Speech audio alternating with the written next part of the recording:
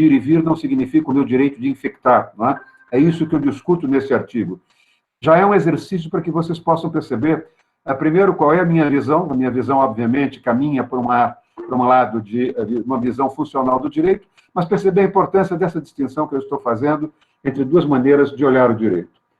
No blog O Estado da Arte, eu também cheguei a publicar, não é? No começo do ano, no dia 10 de março de 2021, um outro artigo, um ensaio, na realidade o blog é o blog cultural do Estadão, sobre a ofensiva contra a liberdade de pensamento, a liberdade de cátedra e a liberdade de pesquisa. Quer dizer, nós, professores, temos sido acusados já há algum tempo, professores universitários, de trabalharmos numa universidade que é um locus de droga e baderna, de sermos esquerdistas, de sermos avessos, digamos, ao respeito à hierarquia política, quando, na realidade, o que nós estamos fazendo é assumir uma atitude interrogativa, uma atitude que é científica no sentido de que ela parte de uma dúvida metódica, ela é cartesiana. E o que eu procuro mostrar é como é que nós temos, não é, em alguns momentos, pessoas que não conseguem ler a Constituição, invocando a Constituição para tentar esvaziar a liberdade de pensamento, de cátedra e de pesquisa. Depois eu também chamaria a atenção de vocês para dois outros artigos. Um saiu publicado no sábado agora, no blog O Estado da Arte, chamado Os Direitos, os Vouchers e a Condição da Dignidade Humana. Quer dizer, eu estou colocando aí a questão do artigo 5º da Constituição e os direitos humanos, os direitos sociais, as garantias fundamentais de um lado, e de outro lado, a condição da dignidade humana, a ideia aspiracional, a ideia reivindicativa de tratamento equitativo da população por parte do Constituinte de 88. E ontem saiu, deve estar ainda hoje, no Jornal da USP, um outro artigo meu, como vocês veem, professor trabalha, não é? Chamado A Lei de Segurança Nacional e a Lei de Defesa do Estado Democrático. Quer dizer, ou seja, a tentativa do presidente da República de utilizar uma lei da ditadura de segurança nacional, que era uma lei que se valia de tipos muito abertos, de uma visão funcional, vejam, nem sempre a visão funcional é a melhor visão, para, de certo modo, punir os críticos do regime. E o presidente Bolsonaro vem fazendo a mesma coisa, ou seja, utilizando tipos penais abertos para, num determinado momento, tentar intimidar, calar os seus críticos, sejam eles professores universitários, sejam eles jornalistas, sejam eles políticos da oposição. Eu acho interessante vocês perceberem essa literatura, porque, no fundo, esses artigos são artigos ensaísticos que mostram como é que nós podemos sair de uma sala de aula onde aprendemos metodologicamente duas maneiras de olhar o direito e aplicar aquilo que nós aprendemos na análise do nosso dia a dia. Hoje, eu vou terminar a aula da semana passada, e na aula da semana passada, e começar um programa, a parte nova do programa, na aula da semana passada, eu disse que nós temos duas maneiras de olhar o direito. Aliás, nas 3 últimas aulas, eu venho dizendo isso. Uma maneira mais clássica, mais tradicional, que é o modo estrutural do direito. É uma visão mecânica do direito, é uma visão do direito a partir de um encaixe lógico-formal de normas de diferente posição hierárquica, é a ideia de uma visão de um direito que, de certo modo, pode ser visto a partir da sua especificidade, da sua pureza. A pureza da ciência do direito é não se deixar contaminar pela política, pela economia, pela antropologia e pela história. Essa é a grande contribuição de Kelsen, não é? O direito é uma ciência? Sim, o direito é uma ciência, desde que ele tenha uma autarquia, desde que ele tenha uma grade própria de conceitos, desde que ele tenha um conjunto de hipóteses, desde que ele tenha um conjunto de problemas padrão, desde que ele tenha um conjunto de soluções padrão e desde que ele tenha uma determinada visão de mundo. Na visão kelseniana, essa visão de mundo é uma visão eminentemente lógico-formal. Não me interessa a ideia de justiça, não me interessa a ideia de eficácia, me interessa a ideia de vigência, me interessa a visão interna do direito, me interessa uma visão que valorize os encaixes lógico-formais de normas de diferente posição hierárquica. Outra maneira de olhar o direito é uma maneira mais funcional. É uma maneira deliberadamente interdisciplinar. É uma maneira em que nós, de certo modo, introduzimos na análise do direito uma preocupação com a eficácia do direito. O direito nasce a partir de uma situação histórica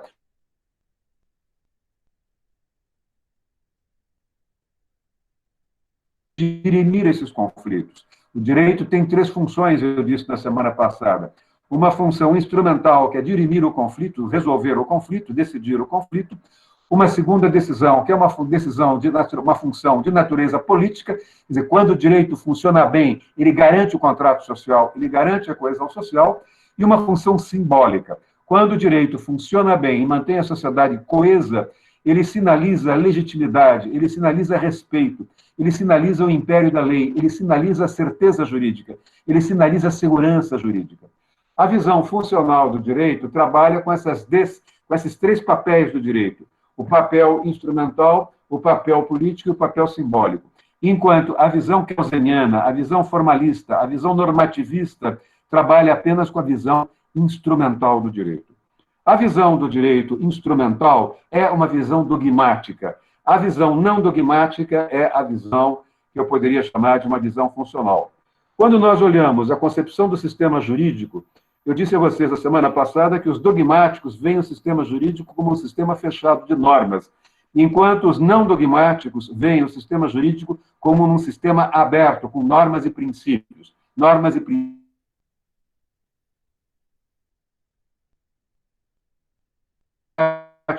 Não é apenas um texto, mas ela é também uma prática. Ela é também a maneira como nós a interpretamos, é a maneira como nós a recriamos, fazendo uma releitura de suas normas, não é? Essa é a ideia de um sistema jurídico aberto dos funcionalistas, daqueles que têm uma visão funcional, não é? Eles fazem uma reinterpretação do direito, e quando nós reinterpretamos, nós recriamos, quando nós fazemos uma releitura, nós recriamos, nós relemos, nós recriamos a partir de novos valores, não é? Ou seja, os valores de hoje não são necessariamente os valores da época em que o legislador legislou. Os valores do Código Penal de 1940 hoje são relidos e, portanto, eles são reinterpretados, reconstruídos à luz dos valores de uma sociedade urbana e industrial de massas, e assim vai.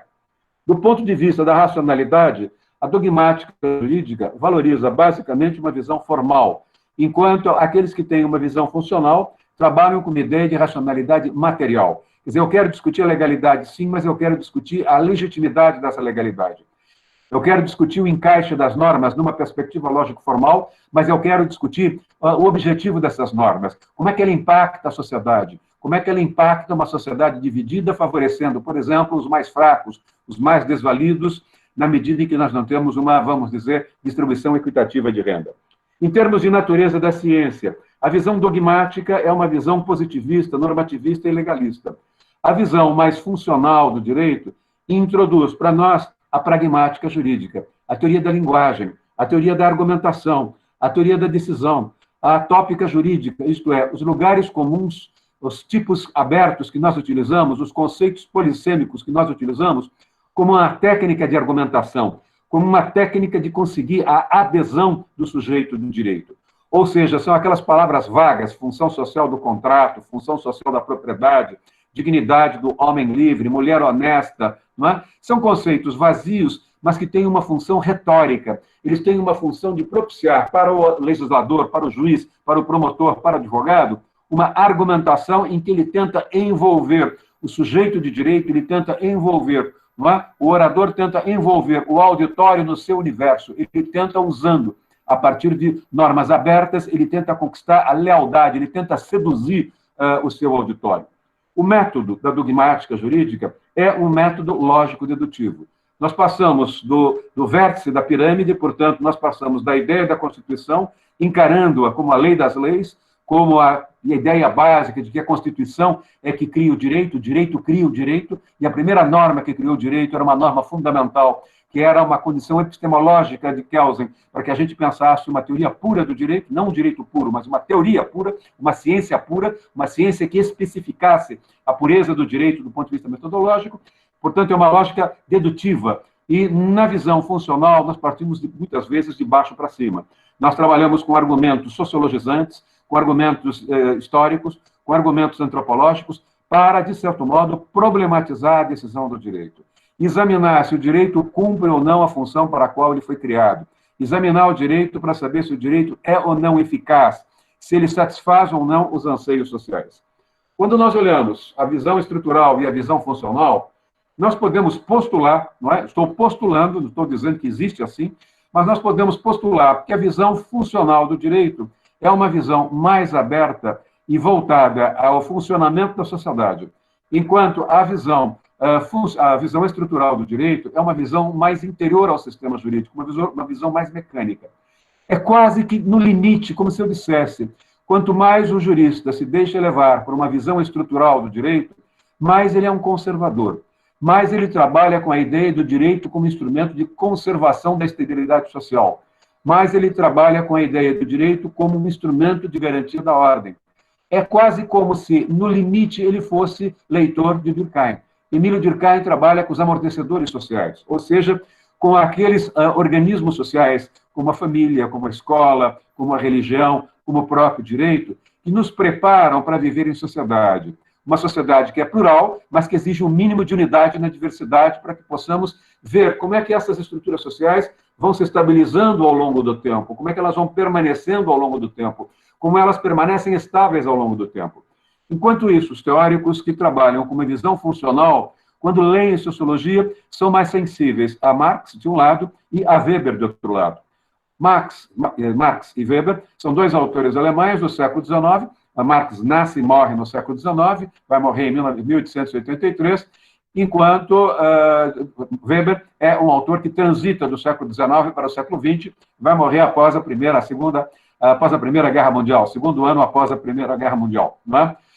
E os dois têm uma clara noção de que a sociedade é conflitiva, mas enquanto Marx trabalha com a ideia de superação da luta de classes, superação de modos de produção, rumo a um tipo de uma sociedade mais equitativa e justa, e, portanto, ele trabalha com uma ideia de ruptura, e é um teórico da revolução, Weber é um reformista. Weber trabalha com a ideia de que a sociedade é conflitiva, mas se nós estabelecermos um espaço, que é o espaço do judiciário, para canalizar esses conflitos, trazer esses conflitos da sociedade para o espaço judicial, nós vamos ter a capacidade de fazer com que a ordem jurídica e a ordem política se estabilizem ao longo do tempo, que elas vão mudando ao longo do tempo de uma maneira mais lenta. Ele é o teórico da reforma, enquanto, de certo modo, Weber é o teórico da revolução. Com isso, o que é que eu quero dizer? Quero dizer que Marx e Weber trabalham com uma ideia de que o equilíbrio social é sempre precário. O equilíbrio social é sempre instável. O equilíbrio social está sempre sujeito a contingências. O equilíbrio social está sempre sujeito a incertezas. Quando nós olhamos a economia, há um economista que ali na década de 1920, no século XX, é chamado Frank Knight. Depois, quem retomar essa discussão nos anos 50, não é? 1940, 1950, é uma distinção entre risco e incerteza. Risco é aquilo que pode acontecer, risco é aquilo que aconteceu na história, risco é aquilo que nós olhamos para a história, aprendemos o que aconteceu e utilizamos a história como lição para tomar decisões no presente. Por exemplo, todos nós aqui, o Floriano,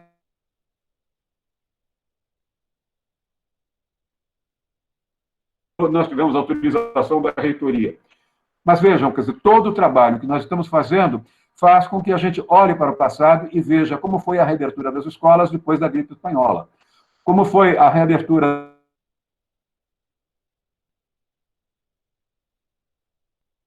social.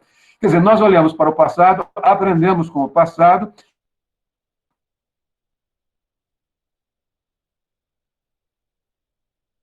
o contrário do risco é a incerteza. A incerteza é uma contingência.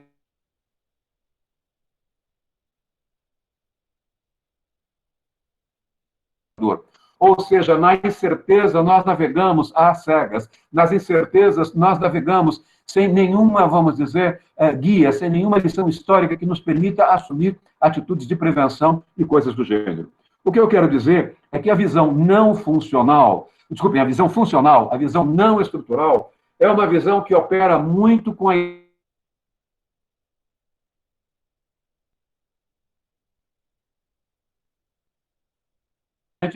podem gerar processos de tensão institucional e de estabilidade institucional. Portanto, o que eu quero dizer é que, enquanto os teóricos mais dogmáticos do direito trabalham com uma visão quase obsessiva de estabilidade, daí vem o lema ordem e progresso dos positivistas franceses, que não por acaso está na bandeira brasileira, porque o Brasil, depois da Guerra do Paraguai, mandou seus militares estudarem na Escola Militar de Paris, que era fortemente influenciada por Augusto Comte e por Emílio Durkheim.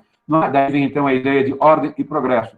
Enquanto nós, na sociologia mais funcional, numa visão mais abordada, na abordagem de uma sociologia do direito mais funcional, de uma introdução mais funcional, de uma filosofia do direito mais realista, nós trabalhamos com a ideia de mudança. Nós trabalhamos com a ideia de um conflito permanente, de um equilíbrio precário, de um equilíbrio que pode desaparecer em função da explosão de certezas, ou de incertezas, melhor dizendo. No limite, historicamente falando, eu poderia dizer que a visão estrutural da sociedade é uma visão que foi adequada a uma sociedade de média complexidade. A ideia de uma visão funcional do direito é uma ideia atrelada a uma abordagem de uma sociedade mais complexa. A ideia de complexidade é fundamental para a sociologia do direito. Complexidade, para nós, é a tendência que uma sociedade tem de se subdividir em sistemas funcionalmente diferenciados, que, por sua vez, tendem a se subdividir em subsistemas ainda mais funcionalmente diferenciados. Quanto mais complexa é uma sociedade, mais ela é dividida em sistemas e subsistemas funcionalmente diferenciados. Com isso, o que é que nós vamos perceber? Nós vamos perceber que a maneira de abordar os conflitos de uma sociedade menos complexa caminha numa linha, a dimensão de uma sociedade menos complexa nos leva a pensar um direito menos complexo, é meio óbvio, não é? E quanto mais complexa é uma sociedade, evidentemente, mais complexo vai ser o sistema jurídico. O que significa essa complexidade? Na sociedade de baixa complexidade, de média complexidade, eu consigo dividir o direito conforme os sistemas sociais a partir de um subsistema de direito civil, um subsistema de direito comercial, um subsistema de direito do trabalho.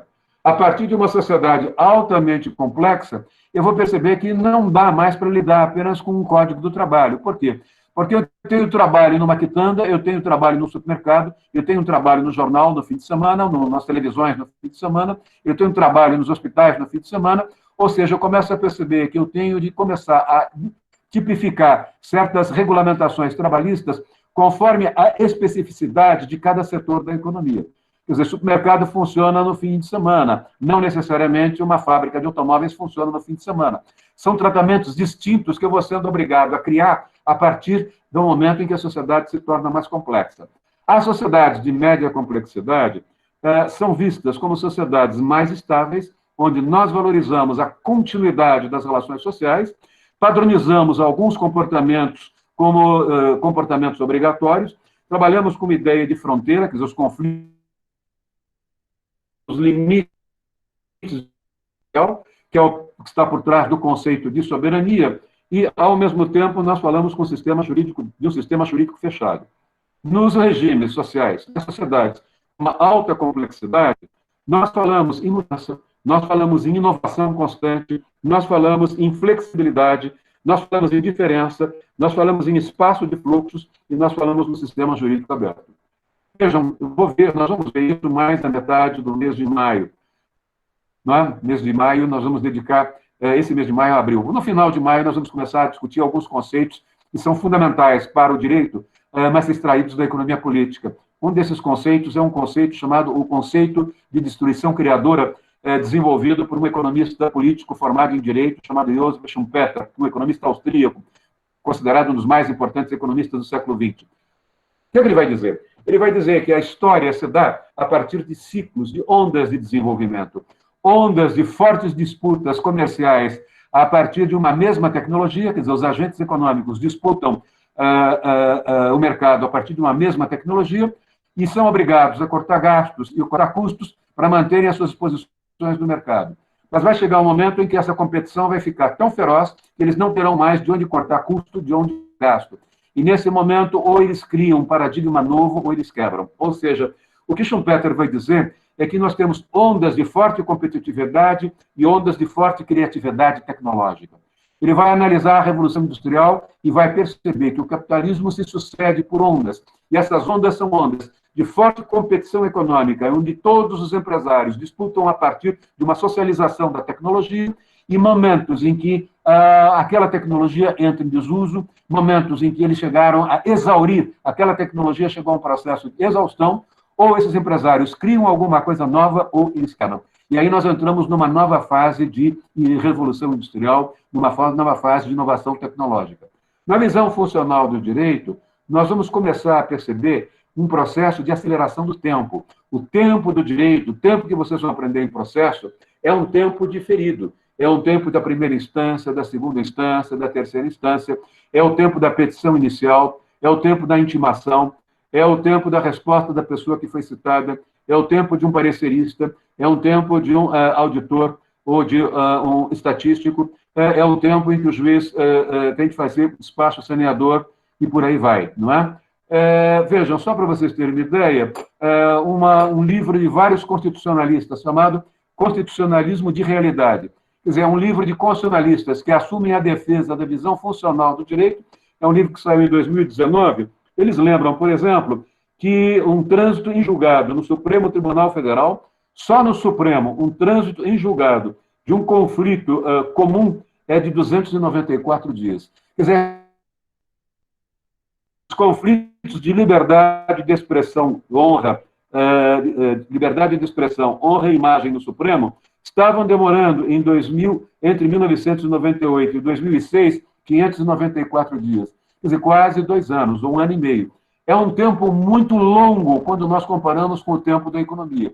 Se vocês olharem o tempo do desenvolvimento tecnológico, das comunicações de massa, se vocês olharem que nós temos com o desenvolvimento da Microsoft, da Apple, revolucionando as nossas formas de comunicação por redes, é um tempo muito rápido, muito intenso. Quer dizer, na sociedade de alta complexidade, de saída, nós vamos começar a perceber dificuldades estruturais no engate, no relacionamento entre, por exemplo, o tempo da sociedade e o tempo do direito, o tempo da economia e o tempo do direito. Por quê? Porque o tempo do direito e o tempo da sociedade e o tempo da economia são tempos marcados por um aumento na velocidade do processo schumpeteriano de destruição criadora. Quer dizer, o que é novo hoje vira sucata amanhã. O que é sucata, não é ontem, hoje desaparece. O que é novidade amanhã, daqui 10 dias vai ser a sucata. O que eu quero dizer? A sociedade de alta complexidade é fortemente marcada pela mudança, pela inovação, enquanto a sociedade de média complexidade é marcada pela ideia de estabilidade e continuidade. A sociedade de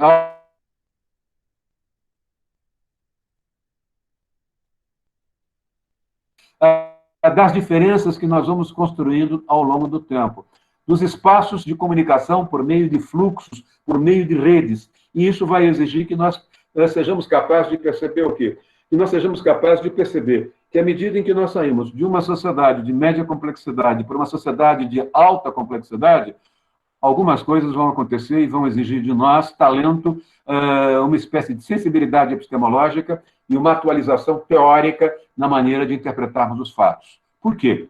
Vejam, porque na sociedade de média complexidade, nós temos conflitos que só têm uma dimensão, é o que a gente chama de um conflito unidimensional. Numa sociedade de alta complexidade, nós temos conflitos pluridimensionais. Quer dizer, eu posso, por exemplo, comprar uma terra para edificar, mas essa terra está, por exemplo, à beira de uma represa, ou está na Amazônia. Quer dizer, eu começo a perceber que o que seria uma edificação acaba tendo uma segunda dimensão, que é uma dimensão de natureza ambiental. Quando sindicatos invadem fábricas para exigir um dissídio coletivo mais generoso por parte dos empregadores, esse é um conflito trabalhista. A invasão implica um conflito criminal e a permanência dos invasores dentro de uma fábrica ocupada implica uma dimensão de natureza civil, um direito civil.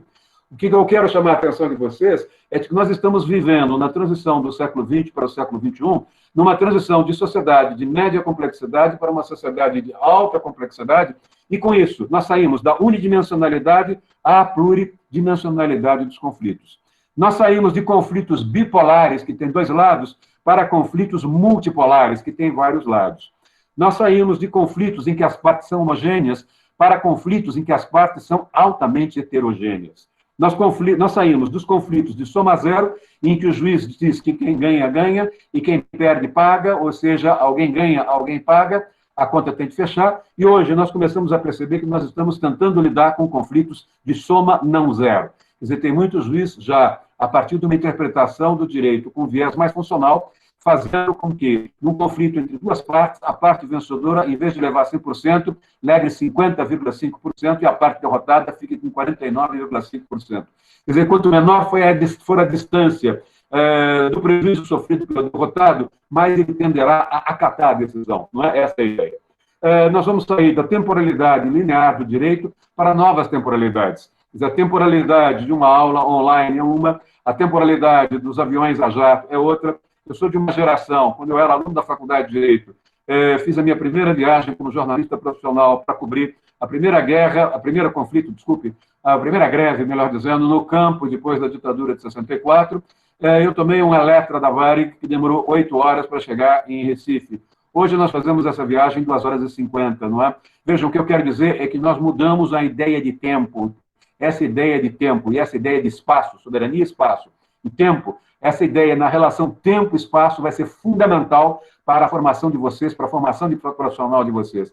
E essa relação tempo-espaço é hoje objeto de uma grande discussão entre sociólogos do direito, geógrafos especializados em geografia humana, historiadores do direito, antropólogos e coisas do gênero. Com isso, o que eu quero dizer? Quero dizer que a sociedade mais complexa, não é? É uma sociedade que exige um direito mais sofisticado. E esse direito mais sofisticado pode ser visto no último das transparências que eu deveria ter dado e não dei a vocês na semana passada. É a ideia de uma Constituição aberta e a ideia de uma Constituição rígida. Quando vocês veem, por exemplo, o ministro Gilmar Mendes falar sobre constitucionalismo no Supremo, a visão que ele tem é de uma Constituição rígida. Quando vocês veem o ministro Luiz Roberto Barroso, a visão que eles têm é de uma Constituição aberta. Dentro da Faculdade de Direito, quando vocês têm um brilhante professor, como é o professor Virgílio, ele fala de uma Constituição, ele ensina a Constituição numa dimensão de um sistema aberto, de um ideal típico. A expressão típico ideal não é uma expressão idealizada. É o que é que nós chamamos, não é? De uma Constituição aberta. E vamos tentar definir o mais exaustivamente possível o que chamamos de uma Constituição aberta. O que é uma Constituição rígida? Vamos tentar definir o que é mais exaustivamente. Aí nós temos um modelo para fazer o contraste da prática. Eu tenho um conceito teórico de uma Constituição aberta e quero analisar a Constituição brasileira. Eu tenho um conceito teórico do que é uma Constituição rígida e quero analisar a Constituição brasileira. A distância da realidade para a teoria ou da teoria para a realidade é o diagnóstico que eu faço.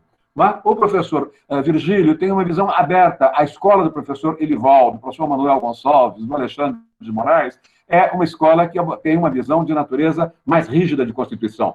Vejam, a visão mais rígida valoriza a natureza do sistema de Constituição como sendo uma estrutura normativa. A nossa análise é uma análise esquemática, valorizamos a segurança do direito, valorizamos uma racionalidade exclusivamente lógico-formal, valorizamos a textura das normas sempre como uma norma fechada, conceitos que pretendem ser unívocos e não polissêmicos, não falamos com tipos ideais abertos, falamos com tipos ideais fechados, não é? Recusamos os princípios, porque os princípios, de certo modo, introduzidos na Constituição, entreabrem, dão muita liberdade para os juízes de primeira instância começarem a interpretar o direito e criando o direito, eles se tornam coautores, não é? Nós trabalhamos com o valor da neutralidade, com a interpretação exegética e trabalhamos, acima de tudo, com um controle concentrado de constitucionalidade. Aqueles que defendem uma visão aberta do direito trabalham com um sentido amplo de Constituição.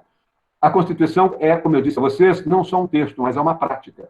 A Constituição é um texto, mas é a prática dessa Constituição ao longo dos anos em que ela esteve vigente, não é? Vejam, a nossa Constituição de 88 já está se tornando uma Constituição bastante longeva, mas é evidente que a Constituição de 88, em 2021, já foi reinterpretada pelo Supremo, ela vai, de modo que ela contém muitos princípios, ela é mais plástica, essa plasticidade dela permitiu que os juízes, hermeneuticamente, adaptassem ao longo do tempo a Constituição de 88 a uma sociedade que foi mudando.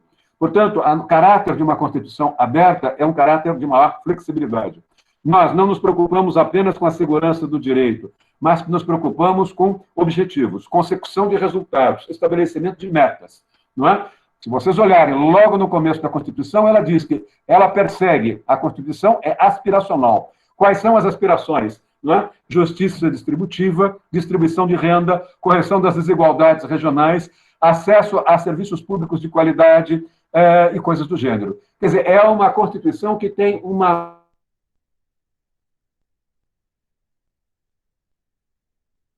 Ela se preocupa muito, os constitucionalistas que têm uma visão de uma Constituição aberta, com a consecução dos resultados. Ela é eficaz ou não?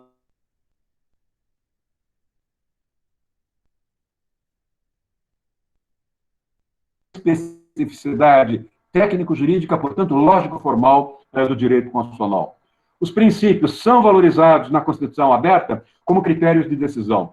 E os princípios nos ajudam, não é, o tempo todo, a interpretar a Constituição de uma maneira teleológica, isto é, qual é a finalidade da Constituição? A interpretação teleológica é aquela em que nós buscamos a finalidade da Constituição. Qual foi a finalidade da Constituição de 88, não é? Fundamentalmente, ela é uma Constituição dirigente que tem um apelo na busca da equidade. Ela é uma Constituição que aspira à correção das desigualdades e um contrato social em bases mais equitativas, não é? Com isso, o que é que nós estamos percebendo?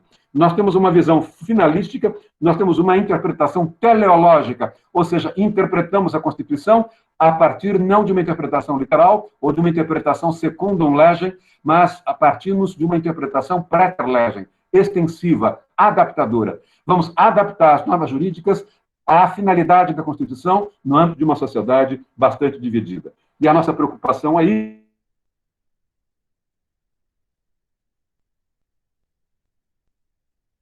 constitucionalismo de realidade, como é esse livro. Esse livro é muito interessante, é um livro chamado Constitucionalismo de Realidade, Democracia, Direitos e Instituições, é coordenado pelo professor Fernando Leal, do Rio de Janeiro.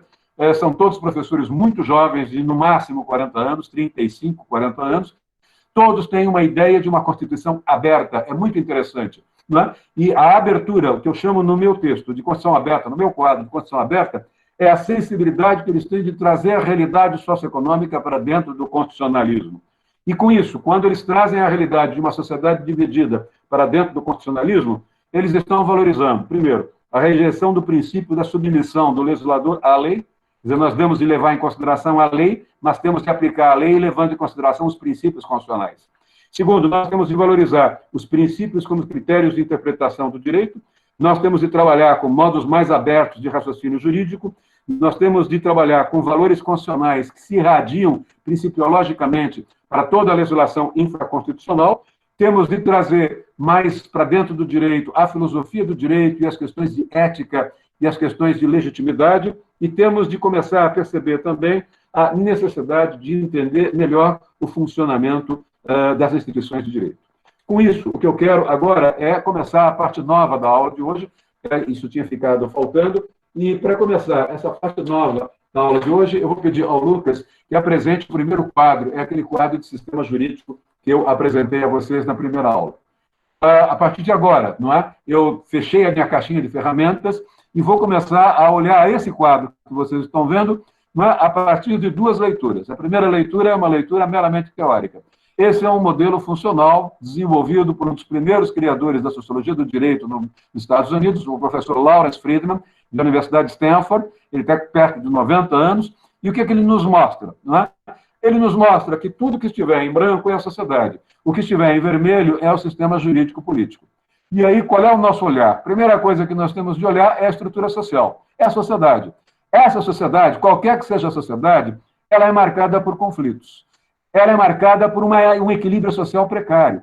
Ela é marcada por uma, vamos dizer, permanente guerra por recursos escassos, por grupos em competição por recursos escassos. Não precisa ser marxista para falar em luta de classes. Ela é marcada por fatores culturais e religiosos. Nunca, vejam, nunca eu vi na pauta do Supremo tantos, vamos dizer, casos levados por igrejas evangélicas como agora. Isso não acontecia no passado. Isso começa, vamos dizer, de certo modo, a incomodar. Fatores culturais, estruturas econômicas, o país no sistema mundial, não é? O que é que eu quero dizer? Quero dizer o que o professor Friedman está dizendo. O que ele quer dizer, em outras palavras, é que, dependendo, não é, da estrutura que eu tiver, eu posso ter mais conflito ou menos conflito. É esse raciocínio sistêmico que eu gostaria que vocês pegassem agora. Vejam, o que é que eu quero dizer? Se eu vivo numa sociedade escandinava, eu vou ter um número de conflitos pequeno, eu vou ter um equilíbrio social assentado num critério de justiça distributiva de renda, eu vou ter grupos e movimentos em competição por recursos escassos, mas é uma competição mais controlada, eu vou ter alguns fatores culturais e religiosos, mas eles não são dominantes, as estruturas econômicas estão estabilizadas e o país tem soft power, tem, digamos, legitimidade, tem credibilidade no sistema internacional de relações entre as nações. Agora, se eu pego uma nação como a Líbia, Se eu pego uma nação como o Haiti, como o Afeganistão, é evidente que eu vou ter um volume maior de conflitos, eu vou ter um equilíbrio social precaríssimo. Na realidade, eu não tenho equilíbrio social, eu tenho guerra entre etnias, eu tenho sublevações, eu tenho fortes processos de grupos e movimentos em competição com recursos escassos. Os fatores culturais e religiosos são dramáticos, exponenciando, multiplicando o número de litígios. As estruturas econômicas estão o tempo todo erodidas e a posição do país no sistema mundial é mínima. O Haiti não vale muito, não é? O Afeganistão não tem soft power e a Líbia vive num processo ainda de retrocesso tribal. O que eu quero dizer, basicamente, é que, dependendo do comportamento das estruturas sociais, eu terei mais litígios ou menos litígios. Dependendo da quantidade de litígios, o sistema vai ter mais carga de trabalho, o sistema jurídico vai ter mais carga de trabalho ou menos carga de trabalho.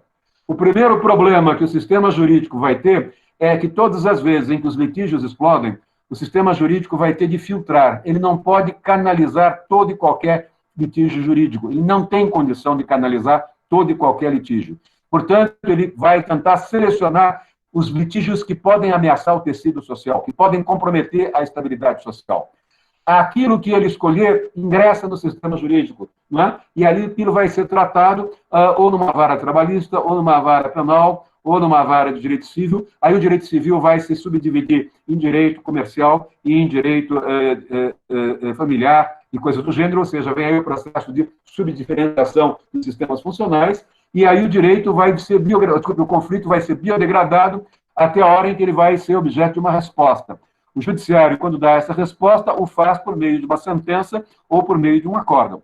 O legislativo, quando dá essa resposta, o faz por meio de uma PEC, projeto, uma proposta de emenda constitucional, ou por meio de uma lei aprovada. E o judiciário por meio de uma política pública. Agora, tem também aquilo que não entra no sistema jurídico, né? E aí é que nós vamos perceber a existência de uma série de mecanismos extra-legais, como costumes, tradição, cultura empresarial, códigos de ética empresariais, arbitragem, tráficos de influência, ordens jurídicas informais, absorvendo os conflitos. O que eu quero é exatamente olhar, né, esse quadro, chamando a atenção de vocês para a seguinte maneira. O dogmático, o constitucionalista clássico, e foi aluno de Kelsen, ele olha esse quadro e o primeiro olhar dele é dirigido para o retângulo vermelho. Ele despreza a visão social, ele despreza o que está em branco. Ele trabalha o tempo todo com a visão vermelha. Ele dá de barato que o direito cria o direito. Ele dá de barato que esse sistema foi construído a partir de uma prévia situação, uma prévia decisão jurídica. E ele só se preocupa como é que o conflito tramita dentro desse retângulo.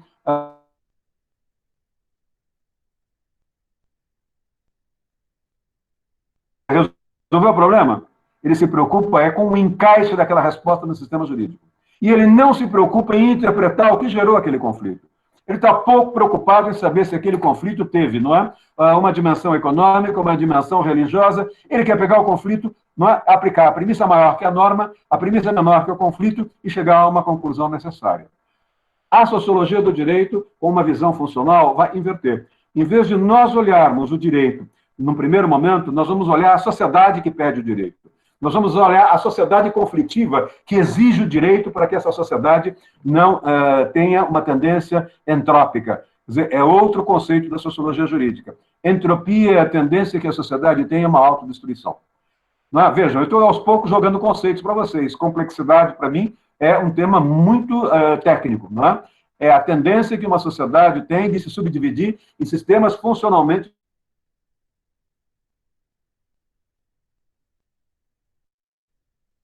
falar em leis especiais, não é? A mesma coisa no sistema jurídico, a mesma coisa que nós vamos olhar aqui, não é? O que é que nós vamos ver? Nós vamos ter de olhar a sociedade onde o conflito ocorre, essa sociedade, para se manter, exige, necessita, precisa de uma intervenção jurídica, vamos verificar o que gera essa intervenção jurídica, como ela é executada, como ela é pensada, como ela é decidida, como é que ela sai do sistema e como é que ela se volta para a sociedade. Eu tenho aí, portanto, se vocês olharem o litígio à minha esquerda, a resposta à minha esquerda, desce na resposta uma palavra impacto. Depois vem a estrutura social e sobe a flechinha para o litígio.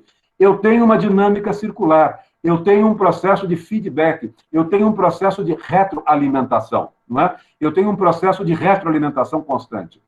Enquanto a visão formal do direito é uma visão horizontal, não é? Eu vou trabalhar com uma visão, primeiro, eu olho a sociedade, identifico os conflitos, vejo como é que os conflitos são filtrados, como é que eles entram no sistema, eles passam pela catraca do Código de Processo Civil ou Penal, vejo como é que eles são processados lá dentro, vejam como é que as respostas jurídicas são dadas e como é que elas reimpactam a sociedade.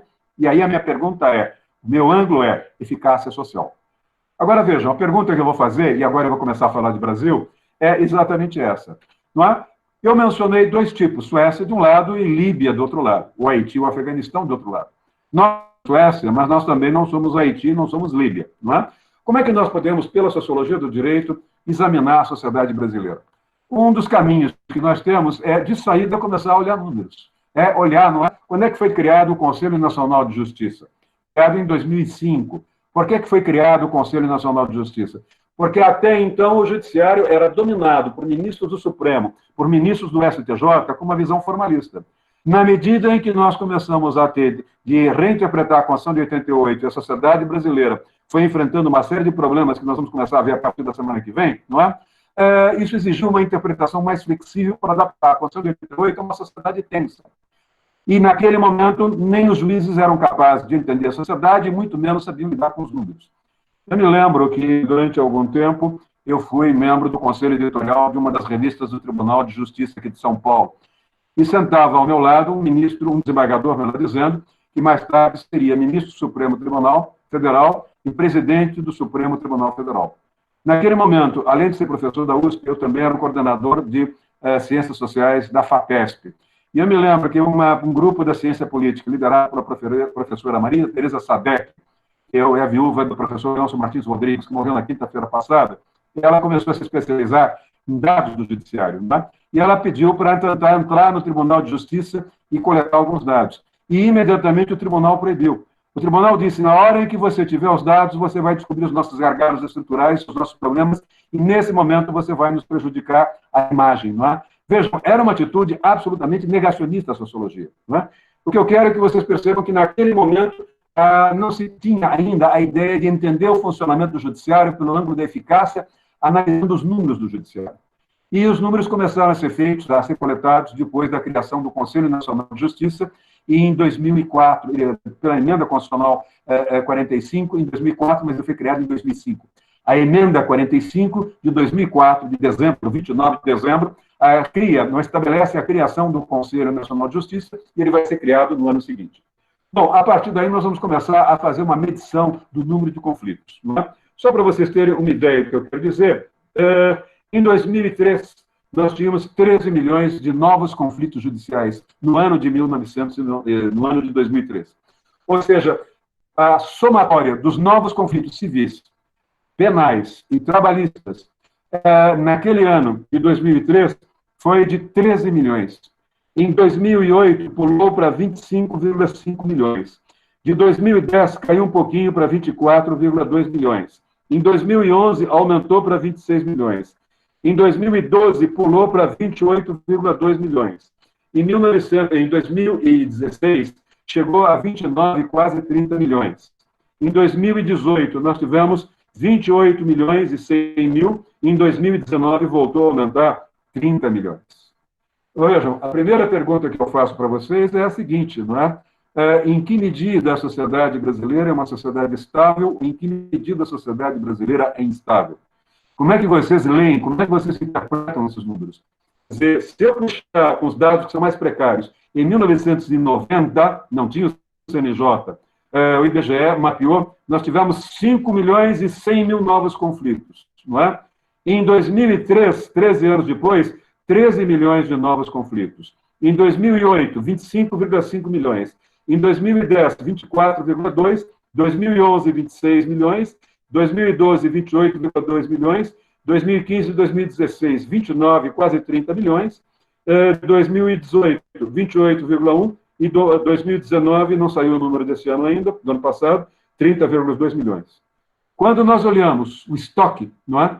O estoque é de mais ou menos 70 milhões.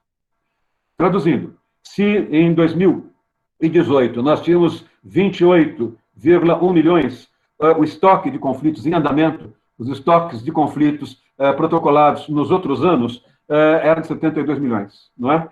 Em 2019, nós tivemos 30 milhões de novos conflitos, mas em andamento, em 2012, quando começou o dia segundo, quando abriu o fórum, depois das férias forenses, em janeiro de 2019, vinham de 2018 72 milhões, 70 milhões. Traduzindo, o que é que eu quero dizer? Se eu somar os novos conflitos e os conflitos em andamento, nós vamos ter uma média de 100 milhões dentro daquela caixa retangular vermelha que eu falei aqui para vocês.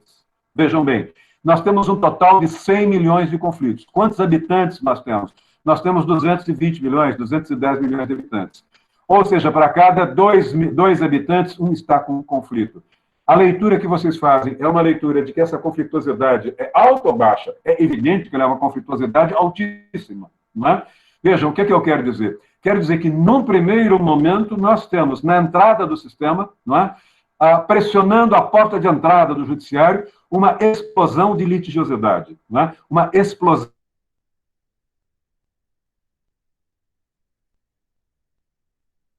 Vocês vão encontrar um livro chamado A Justiça e os Novos Movimentos Sociais. A crise da justiça.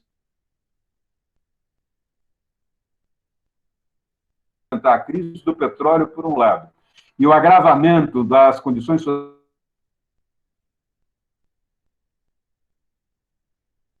sociais, nós estamos vendo aí uma explosão de litigiosidade dos conflitos coletivos no Brasil. Mas eu quero, num primeiro momento, falar apenas em números, não é? Vejam, o que é que eu quero dizer?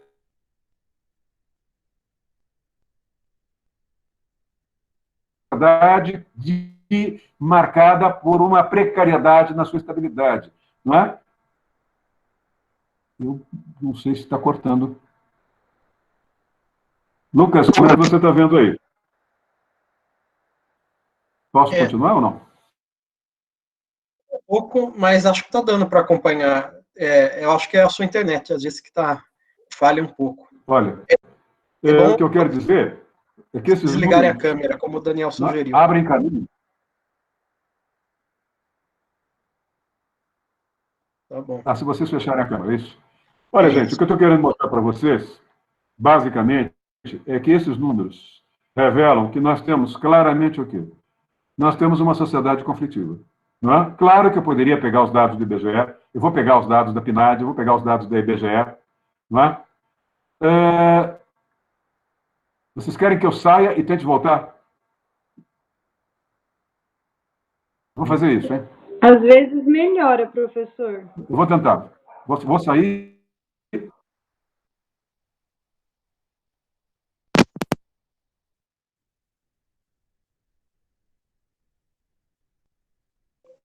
Lucas, está mudo. Aí. Agora sim, né? Aproveitando, então, esse pequeno intervalo, lembrando que eu coloquei lá no Edisciplinas o link daquele site academia.edu, que tem os artigos do professor Faria, inclusive os que ele comentou no início da aula de hoje, esses artigos que ele escreve sobre os temas de conjuntura, e também coloquei os slides da aula, com o pedido do professor Faria para vocês usarem esses slides, mas não circularem para pessoas de fora da disciplina, tá bom? Só esses avisos. Professor, agora precisa ligar o seu som. Bom, voltando. O que eu quis mostrar para vocês, num primeiro momento, foi que quando nós olhamos o número de ações ajuizadas nas justiças estaduais, federal e trabalhista, nós saímos, em 1990, de 5 milhões e estamos em perto de 30 milhões. Isso já é um indicativo de que a sociedade brasileira é instável. Quando nós olhamos o estoque de litígios e o número de novos processos, nós chegamos a 100 milhões. Não é? E aí o que nós vamos perceber? Nós vamos perceber que de cada 2 brasileiros, um litiga. Nós vamos perceber 4 sobrecargas ou 5 sobrecargas em cima do judiciário. Vejam bem, de saída, o que eu estou procurando mostrar para vocês é que o judiciário brasileiro, nos últimos 30 anos, de 1990 para cá, sofre uma sobrecarga quantitativa, não é? De litígios. Ele está sofrendo uma sobrecarga quantitativa de litígios. Cresceu dramaticamente o número de litígios. Agora, tem um detalhe. Esses litígios também não são de litígios padronizados, são de litígios novos. Foram surgindo litígios novos litígios para os quais os professores de direito não tinham sensibilidade, litígios para os quais os procuradores de Estado, os procuradores do Ministério Público, os defensores públicos e os juízes não tinham sensibilidade. Quer dizer, mudou o fio qualitativo dos conflitos. Gente, é uma lei da sociologia com viés mais hegeliano. O que cresce em quantidade muda de qualidade.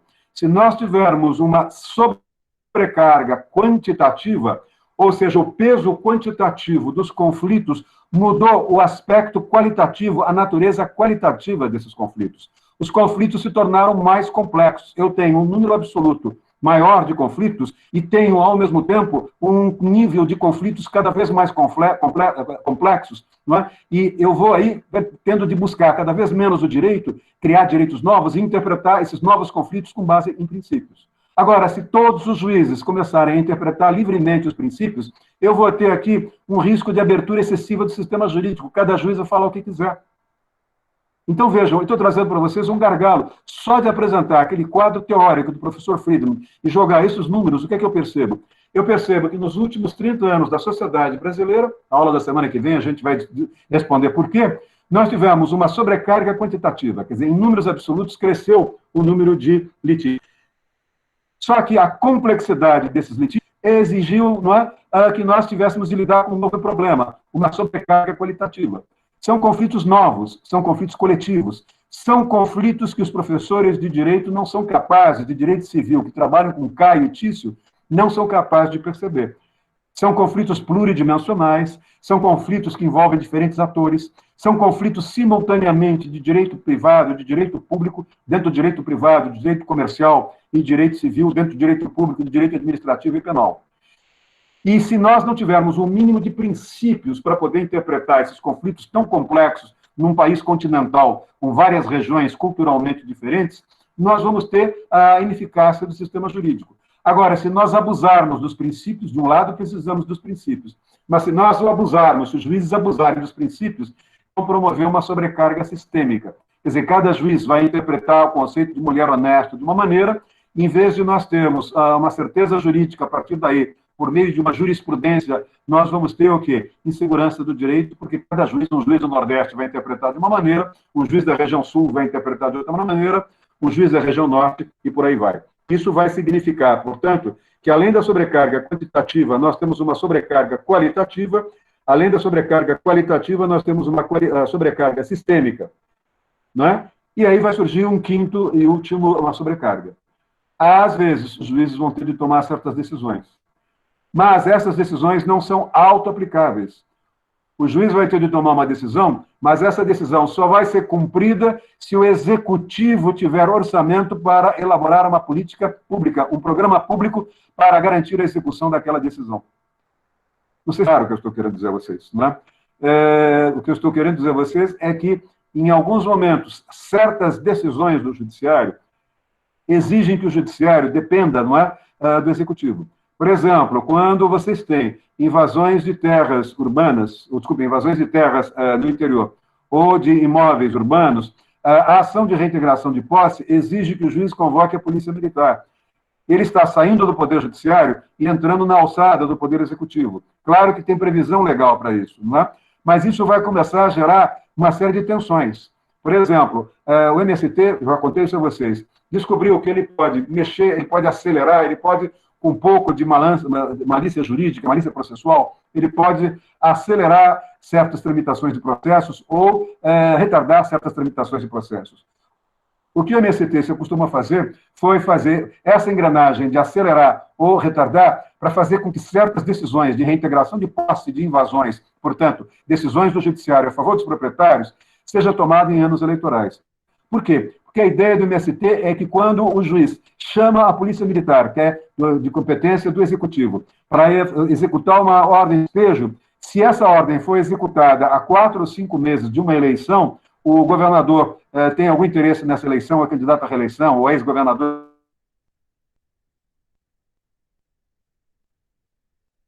para que a ordem do judiciário não seja cumprida, e com isso ele, o governador, não se desgasta mandando a PM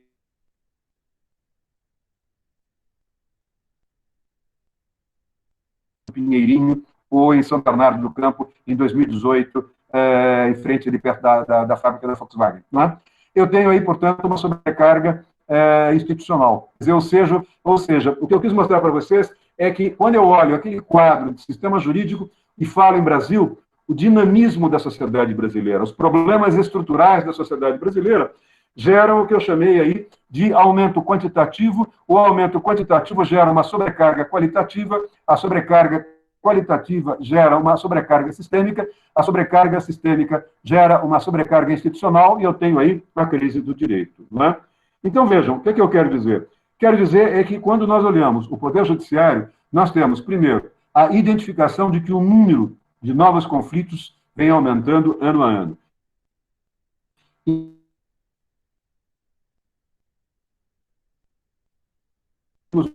Do estoque de quase 60 mil, nós caminhamos para quase 70 mil em 2013.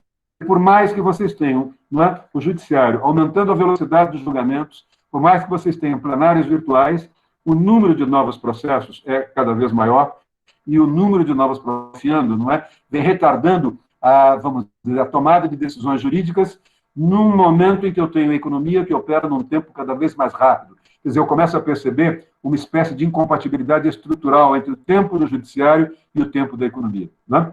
Agora, vejam agora um outro dado. Vamos perceber agora o número de processos no Supremo Tribunal Federal.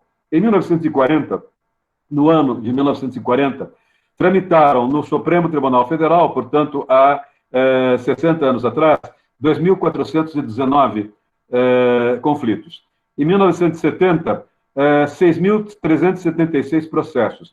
Em 1990, 18.564 processos. Em 2000, 105 mil processos. Em 2002, 160 mil. Em 2007, 119 mil. Quer dizer, se vocês olharem, vocês estão percebendo que a Suprema Corte está, não é, basicamente, a Suprema Corte está abarrotada de processos. E quando nós olhamos os processos, nós vamos perceber um dado interessante. Em 2011, de todos os processos tramitando no Supremo, 29% eram relativos a direito administrativo. Processo civil e trabalhista, 13%. Direito tributário, 11%. Processo penal, 8%. Direito civil, 7%. Consumidor, 10%. Previdenciário, 6%. Trabalho, 5%. E penal, 3%. O restante, 8%.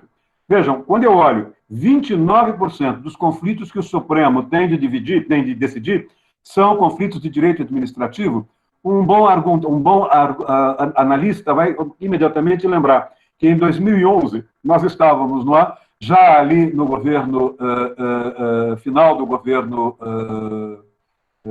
Fernando Henrique, e fundamentalmente reforma do Judiciário e reforma da Previdência. Não é? Portanto, nós estávamos com reformas de natureza econômica, não é? Quando nós olhamos direito tributário, nós temos aí questões de natureza fiscal. Agora, as questões que interessam ao cidadão comum, como basicamente direito civil, só 7%, consumidor, 10%, e trabalho, apenas 5%. Para vocês verem como é que o Brasil mudou, esse texto, o Constitucionalismo de Realidade, vai examinar os últimos números disponíveis em 2019 e vai descobrir, basicamente, que em 2017, o maior número de conflitos levados os 10 assuntos mais comuns no Supremo Tribunal Federal eram, primeiro, campeão de conflitos do Supremo, Fundo Monetário, Fundo de Garantia por Tempo de Serviço, correção monetária. Segundo, direito previdenciário, aposentadoria, início da aposentadoria, renda mensal, cálculo de renda, reajustes e revisões de aumento. Terceiro, direito previdenciário, benefícios em espécie. Quarto, servidor público, reajustes, remuneração, proventos e pensão. E, em quinto lugar, vinha processo civil e processo do trabalho, notadamente recursos. Depois, em sexto lugar, novamente, uma nova matéria de direito previdenciário, basicamente, benefícios em espécie. Depois, direito tributário, depois, novamente, direito tributário estadual, à base do ICMS, e, finalmente, direito processual civil e do trabalho, matéria de competência, e, por fim, é que vem uma garantia, que é a liberdade de expressão de honra e imagem. Quando vocês olham o STJ, que é a última, depois do Supremo, é a maior instância, é a última instância da Justiça Federal, vocês têm discussões, as mais comuns são de fundo de garantia, direito civil, obrigações, contratos e contratos bancários, empresas, sociedades anônimas, direito comercial, subscrição de ações, direito tributário, direito penal, tráfico de drogas e condutas, direito civil, responsabilidade civil e indenização por dano moral, e um pouco de direito previdenciário e liberdade de expressão, honra e imagem. Quer dizer, o que vocês estão percebendo? Vocês estão percebendo claramente que, se vocês olharem os conflitos da primeira instância, vocês vão perceber que os conflitos da primeira instância não têm muito a ver com os conflitos da segunda instância.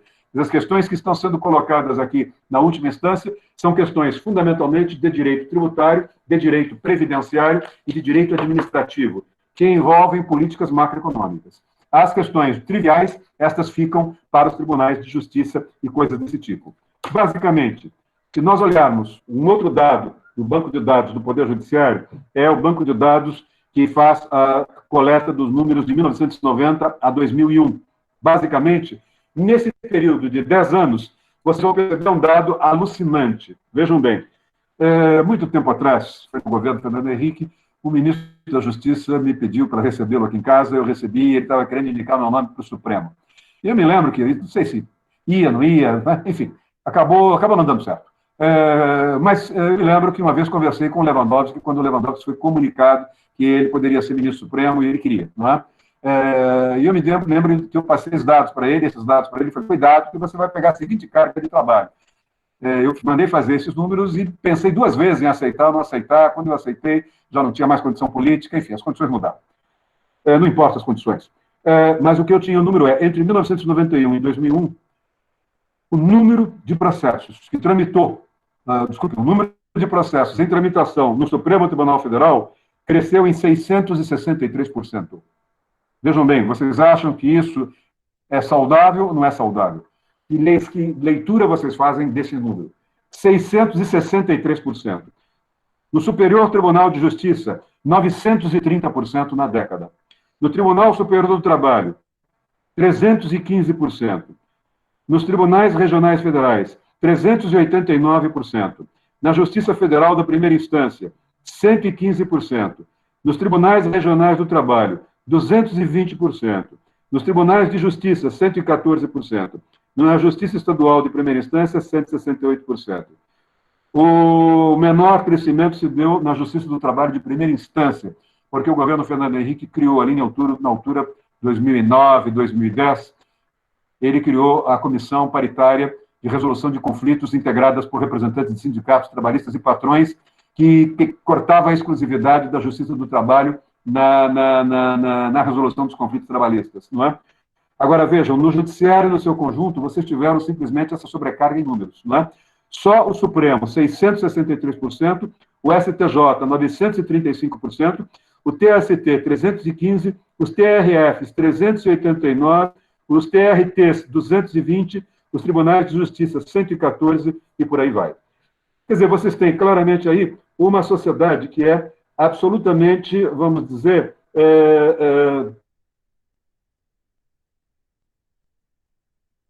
lentidão. E essa lentidão, muitas vezes, no caso penal, faz que os advogados, principalmente os garantistas,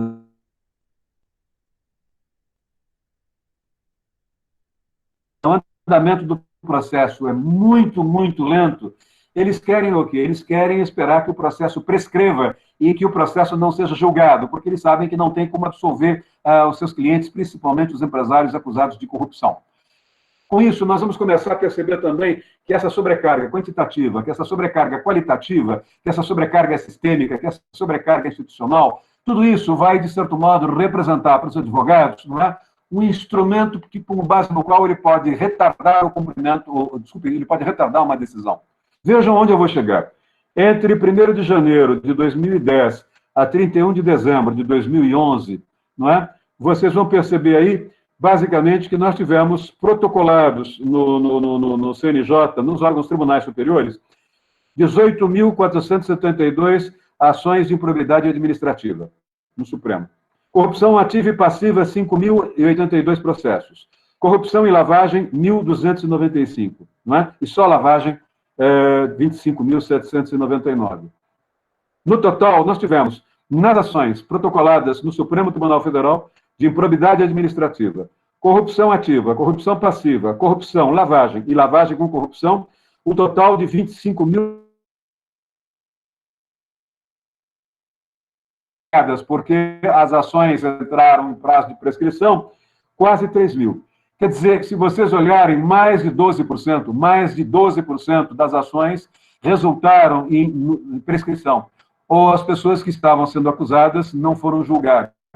E, com isso, nós estamos começando a perceber o aumento da impunidade. Quer dizer, a crise do judiciário pode, no campo do direito penal, com aquela sobrecarga que mencionei, acabar gerando impunidade, não é? Nós vamos começar a perceber aqui uma malha, um conjunto de problemas bastante ricos para a gente poder analisar e começar a discutir, a partir daí, a situação do judiciário. Eu sugiro a vocês a leitura de dados da Maria Tereza Sadek sobre o judiciário, é a TECA. Eu sugiro a vocês a leitura de um livro absolutamente fantástico, Corpo e Alma da Magistratura Brasileira, que é um livro coordenado pelo professor Werneck, não é? É um professor, Luiz Werneck Viana, do Rio de Janeiro, formado em Direito, mas é um brilhante sociólogo, e ele dá o perfil socioeconômico dos juízes, mostra como é que os juízes pensam, como é que os juízes, de onde eles vêm, qual é a sua origem familiar, sua origem socioeconômica, mostra fenômenos muito interessantes. A Faculdade de Direito de São Paulo, tirando o Lago São Francisco e tirando a Direito, tirando a GV e a PUC, nós temos muitas faculdades de nível intermediário. Não são ruins comparadas com as faculdades dos outros estados. Então, por exemplo, esse Corpo e Alma da Magistratura Brasileira, que é um livro que foi financiado pela própria magistratura, vai perceber que tem muita gente formada, por exemplo, pela FMU, muita gente formada pela São Judas, que quer ser desembargador, mas sabe que não vai conseguir ser aprovado no concurso do Tribunal de Justiça de São Paulo. Então, ele desce e vai para o Paraná disputar, e lá ele tem uma formação, em São Paulo, ele teve uma formação equivalente às melhores faculdades paranaenses. Com isso, o que vai acontecer? Aquele que fez uma faculdade de segundo time do Paraná, que quer ser juiz, vai fazer concurso da magistratura em Mato Grosso do Sul. Aquele que estudou numa escola de segundo time, vai fazer, em Mato Grosso do Sul, em Campo Grande, vai fazer concurso para a magistratura no estado nordestino. Quer dizer, então, essa pesquisa vai mostrando como é que nós temos, né, um processo de migração de formados em direito, saindo das regiões sul e sudeste mais desenvolvidas para as regiões mais rurais, onde conseguem, com a sua formação nessas escolas de segundo time em São Paulo, ascender na carreira judicial. Quer dizer, tudo isso abre caminho para uma série de questões que nós vamos discutir ao longo desse curso. Pena que nós temos poucas aulas. Agora, da mesma maneira, como eu disse que a sociedade brasileira é conflitiva, a sociedade brasileira tem também uma outra questão. De um lado, ela produz muito conflito. Eu disse para vocês que, numa dimensão funcional, nós olhamos o direito como sendo um instrumento que tem de calar esse conflito, que tem de neutralizar esse conflito. Como eu tenho uma conflituosidade muito grande, e o perfil da sociedade brasileira vai mudando, eu quero que vocês olhem agora os números que vão entrar.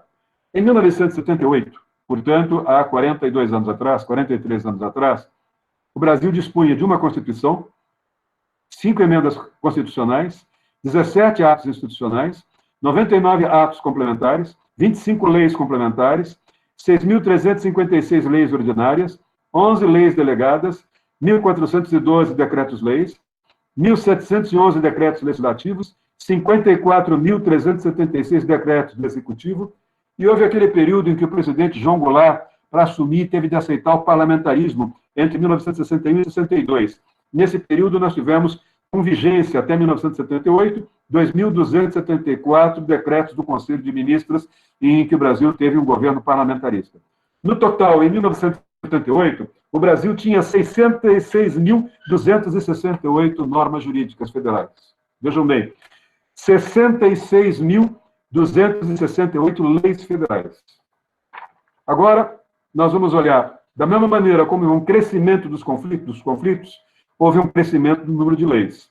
Em 2006, portanto, 28 anos depois, nós vamos perceber que nós tivemos um total, somando todas as leis federais, de 141.771 leis.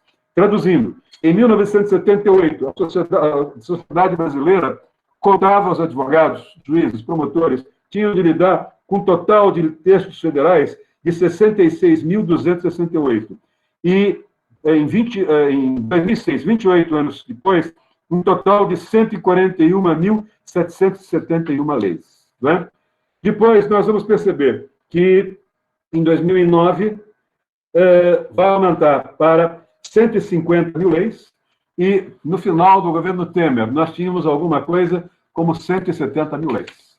Gente, o que é que eu estou dizendo? Eu estou dizendo que nós tivemos, ao mesmo tempo em que o Brasil registrou um aumento na conflituosidade dos conflitos, né? Um aumento do número de conflitos, uma explosão de litigiosidade, ele também assistiu àquilo que a sociologia do direito alemã vai chamar de uma hiperjuridificação. Ou seja, nós tivemos um hiperprocesso de criação de direitos. Não é? Os franceses são um pouquinho mais vulgares, eles disseram que nós tivemos uma diarreia normativa. Não é? Vejam, o que é que eu estou querendo dizer? Os americanos vão dizer que nós tivemos, a sociologia americana vai dizer que nós tivemos uma inflação normativa. Da mesma maneira como a inflação econômica destrói o valor de compra da moeda, a inflação normativa destrói a certeza jurídica. O maior número de leis, Lucas, nós podemos colocar aquele quadro vermelho agora com aquelas perguntas, não é? Aqueles 3 problemas. Quanto maior for o número de leis que nós temos, não necessariamente nós temos uma melhor ordem jurídica. Quanto maior for o número de leis, nós podemos ter uma sobrecarga no sistema jurídico que vai gerar uma série de contradições. Quer dizer, nós vamos ter, à medida em que vai crescendo o número de leis, nós vamos tendo uma dificuldade de encaixá-las, formando um sistema. Nós vamos ter um problema de unidade sistêmica. Nós vamos ter um problema de unidade organizacional no sistema jurídico brasileiro. Nós vamos ter um problema de identidade sistêmica. Não é? Unidade sistêmica é uma coisa, identidade sistêmica é outra.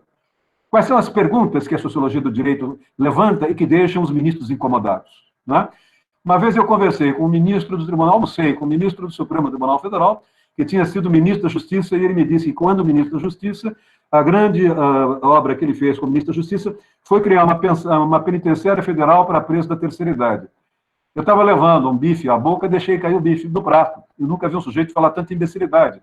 Ele não foi capaz de ler os dados sobre a população carcerária. Não tem presos da terceira idade na população carcerária. A população carcerária brasileira é extremamente jovem. Não é? Portanto, ele não era simplesmente capaz de entender o que ele fez. A pergunta que nós fazemos, nós somos chatos no campo da sociologia do direito, é porque nós fazemos as interrogações como essas. Como é que um sistema jurídico, com tantos códigos, com tantas leis, não é? Um sistema que sai de 1978, de 66 mil leis para 170 mil leis federais no ano em 2018. Não é? Vejam, como é que eu posso, com um sistema jurídico como esse que nós temos, com tantos códigos, tantas leis, ser simultaneamente conservador e reformista? Como é que eu posso ter uma visão de mundo do direito, com uma visão estrutural e uma visão funcional? Como é que eu posso olhar o direito a partir de um critério de estabilização da sociedade e, de outro lado, um critério de incentivar certos tipos de comportamentos progressistas? Não é? Vejam, ainda ontem nós tivemos publicado pelo Estado, uma entrevista da presidente do Tribunal Superior do Trabalho, que é uma verdadeira, vamos dizer, não vou dizer que é um horror, mas se está sendo gravado, eu não gosto disso, mas é algo que me deixou um pouco incomodado. Qual é a função que vocês esperam do juiz do trabalho? Ele aplica direito ao trabalho. A discussão da entrevista era sobre, basicamente, uma proposta de lei que já foi aprovada pela Câmara, já foi aprovada pelo Senado, está aguardando sanção presidencial, mas a pressão dos empresários é muito grande. E, como houve uma pequena alteração no Senado, o presidente da Câmara, muito espertamente, pressionado por entidades empresariais, pediu para voltar o projeto para a Câmara. É o projeto que estabelece uma multa de até 5 vezes o valor da diferença entre o trabalho da mulher e o trabalho do homem, quando o trabalhador e a trabalhadora exercem a mesma função na empresa. As empresas alegam que, em função da crise econômica, a multa é muito alta, elas têm problema de caixa, não têm como pagar. As empresas dizem que vão quebrar, não é? E as entidades feministas e sindicais dizem que, olha, esse processo foi enganado 11 a 12 anos. Justamente agora que ele é finalmente aprovado, depois de 12 anos de resistência, a Fiesp, ou a Confederação Nacional da Indústria, não quer que esse projeto seja aprovado, quer dizer, que ele entre em vigor, porque nós estamos vivendo um problema de pandemia e as empresas estão com caixa baixa. Qual não é a minha surpresa que a presidente do Tribunal de Justiça do Trabalho endossa essa posição? Ela endossa essa posição. E, entre outras coisas, ela diz, em vez de aplicarmos sanções pecuniárias, não é, para as empresas, que vai desgastar o caixa das empresas, nós devíamos criar incentivos fiscais, estimando-as a não desobedecer, quer dizer, ou seja, as empresas que cumprirem a lei não pagariam impostos. Quer dizer, vejam, nós começamos a perceber loucuras, contradições, não é? Que é o que eu chamo nesse quadro de um problema de unidade sistêmica. Eu tenho de lidar com comportamentos que são contraditórios. Como é que eu consigo lidar com tantos códigos e leis não é? Num sistema social que, simultaneamente, é conflitivo e eu tenho de perseguir uma certa visão conservadora e, ao mesmo tempo, reformista. Tenho de trabalhar com uma dimensão estabilizadora e uma dimensão incentivadora de determinados comportamentos. A mesma coisa vem com a relação da unidade organizacional. Como é que um Estado, não é, organizacionalmente complexo, quer dizer, como é que um Estado, com uma gama de ministérios, com uma gama de empresas estatais, com uma administração pública direta muito complexa, com uma administração pública indireta, sob a forma de sociedades de economia mista e empresas estatais muito complexa, como é que um Estado organizacionalmente complexo, consegue definir os limites de sua diferenciação? Ou seja, até que ponto o Estado brasileiro é capaz de se diferenciar para dar conta de uma sociedade diferenciada? Até que ponto o Estado brasileiro é capaz de se diferenciar internamente em subsistemas especializados para dar conta de sistemas sociais funcionalmente especializados? Quer dizer, eu vou começar a perceber aí um problema de, mais uma vez, vai aparecer essa palavra, não é? Um desengate, não é? Um não acoplamento da estrutura organizacional do Estado com a estrutura organizacional da sociedade. Veja a burrice do atual governo, não é? Concentrou uma série de pastas econômicas no Ministério da Economia.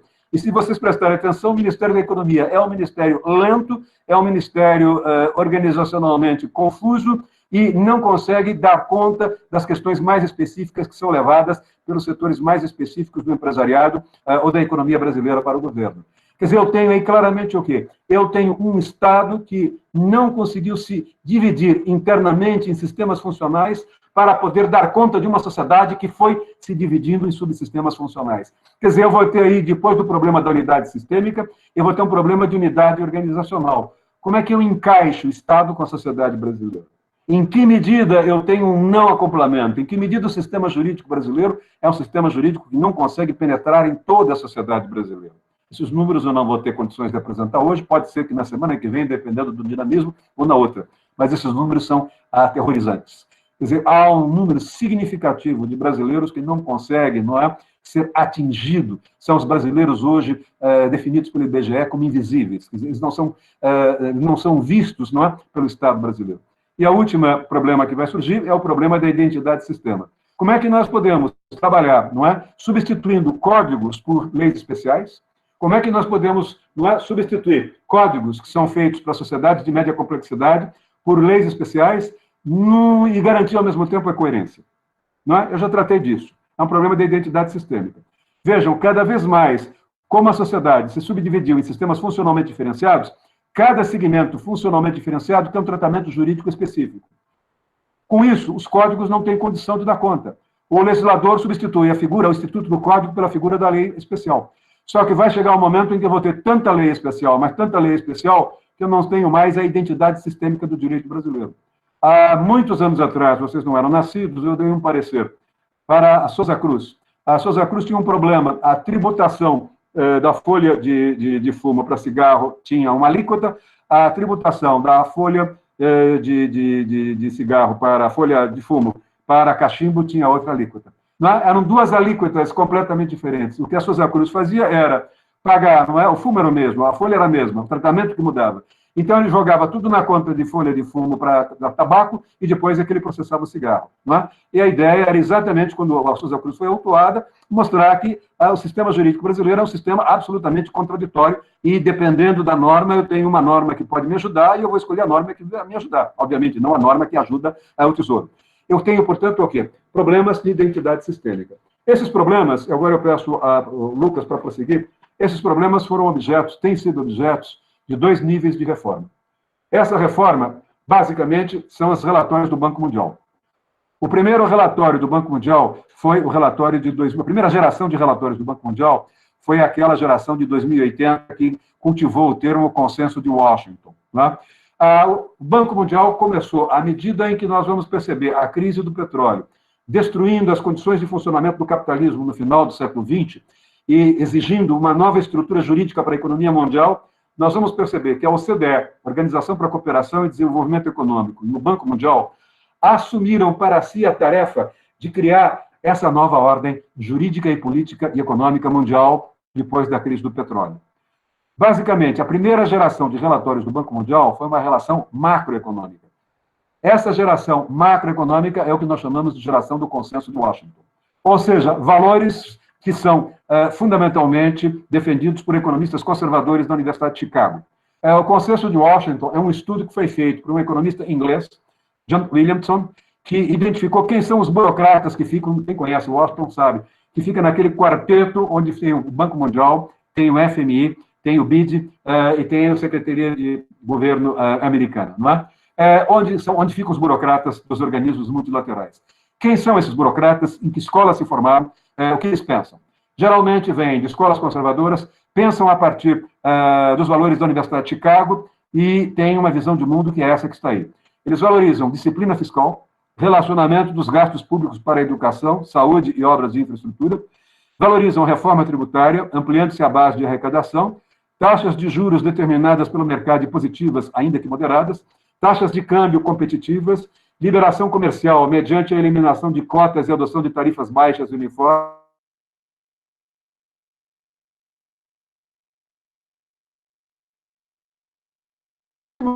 Vocês perceberem, vocês vão identificar uma tendência. O governo Reagan e o governo Thatcher, que foram os governos que derrotaram a social-democracia e abriram o caminho para uma onda liberal de extremo, perceber que essa onda do consenso de Washington começa nos Estados Unidos com Reagan, final dos anos 70, começa com Thatcher, final dos anos 70, começo dos anos 80.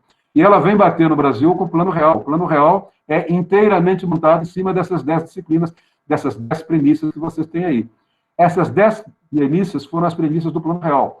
Mas, se vocês olharem, todo o Estado brasileiro passa a ser reformado e começa a se introduzir aí uma ideia de responsabilidade fiscal, de disciplina fiscal, de teto do funcionalismo, de controle de gasto, de teto fiscal, de redirecionamento dos gastos públicos para educação, saúde, obras e infraestrutura, a diminuição do número de dinheiro carimbado, ou seja, vai para a lata do lixo a ideia de uma Constituição dirigente, a reforma tributária, ampliando-se a base de perceber o crescimento dos mercados financeiros que vão condicionar e balizar a atuação dos bancos centrais dos países, taxas de câmbio competitivas, liberação comercial, quer dizer, a abertura do comércio e a eliminação da proteção ao trabalhador, ao empresário nacional, abertura de investimento para estrangeiro, investimento estrangeiro direto, privatizações de empresas públicas, desregular a economia e a segurança para os direitos de propriedade. Quando nós vamos olhar a segunda geração também foi, pós-consenso de Washington, ela também foi posta pelo governo, no Brasil, pelo governo Fernando Henrique. Mas ela também tem um dado bastante curioso. Além dela ter sido iniciada com o governo Fernando Henrique, nós vamos ver, possivelmente, dentro de 2 aulas, que ela também foi implementada pelo governo Lula. Surpreendentemente, o governo, originariamente do discurso liberal, ele vai manter a segunda geração de reformas do Banco Mundial. A primeira geração era a reforma de macroeconômica. A segunda geração, que é o pós-consenso de Washington, é uma reforma microeconômica. É uma reforma voltada às instituições de direito. A primeira geração de reformas é ali na altura de 1980 a 1990. A segunda geração é a geração que vai em torno de 1990 a 2010. Não é? Essa segunda geração é uma geração que é fortemente feita por economistas e juristas formados pelas universidades padrão Chicago. O que é que eles querem? Não é? Maior segurança contratual. O que eles querem é flexibilização da legislação trabalhista, quer dizer, deslegalizar a legislação trabalhista, promover uma reforma trabalhista. Se vocês olharem, não é? Eles vão querer também que todos os códigos financeiros, todo o direito financeiro e todos os padrões econômicos financeiros e de tributação sejam direcionados pelo Banco de Compensações Internacionais, o BIS. Não é? O BIS é o Banco Mundial dos Bancos Mundiais. A sede dele é na Basileia, não é? A Clarice Lispector morou na Basileia, diz que é a cidade mais chata que ela já viveu na vida, não é? Mas ela é o braço direito do sistema financeiro suíço. O Banco Central dos Bancos Centrais elaborou um processo de globalização dos códigos de direito financeiro e dos padrões financeiros. Ou seja, ele globalizou a legislação de funcionamento do sistema bancário. Essa era a ideia. Em quarto lugar, uniformizar o padrão de normas e padrão técnicos a partir do conceito ISO, não é? ISO é uma entidade privada que é aceita pelos governos, é aceita pelos poderes públicos e pelos organismos multilaterais, como sendo uma unidade de referência, capaz de uma entidade de referência, capaz de uniformizar normas e padrões técnicos e promover a arbitragem. Quinto, combater a corrupção pública e privada. Sexto,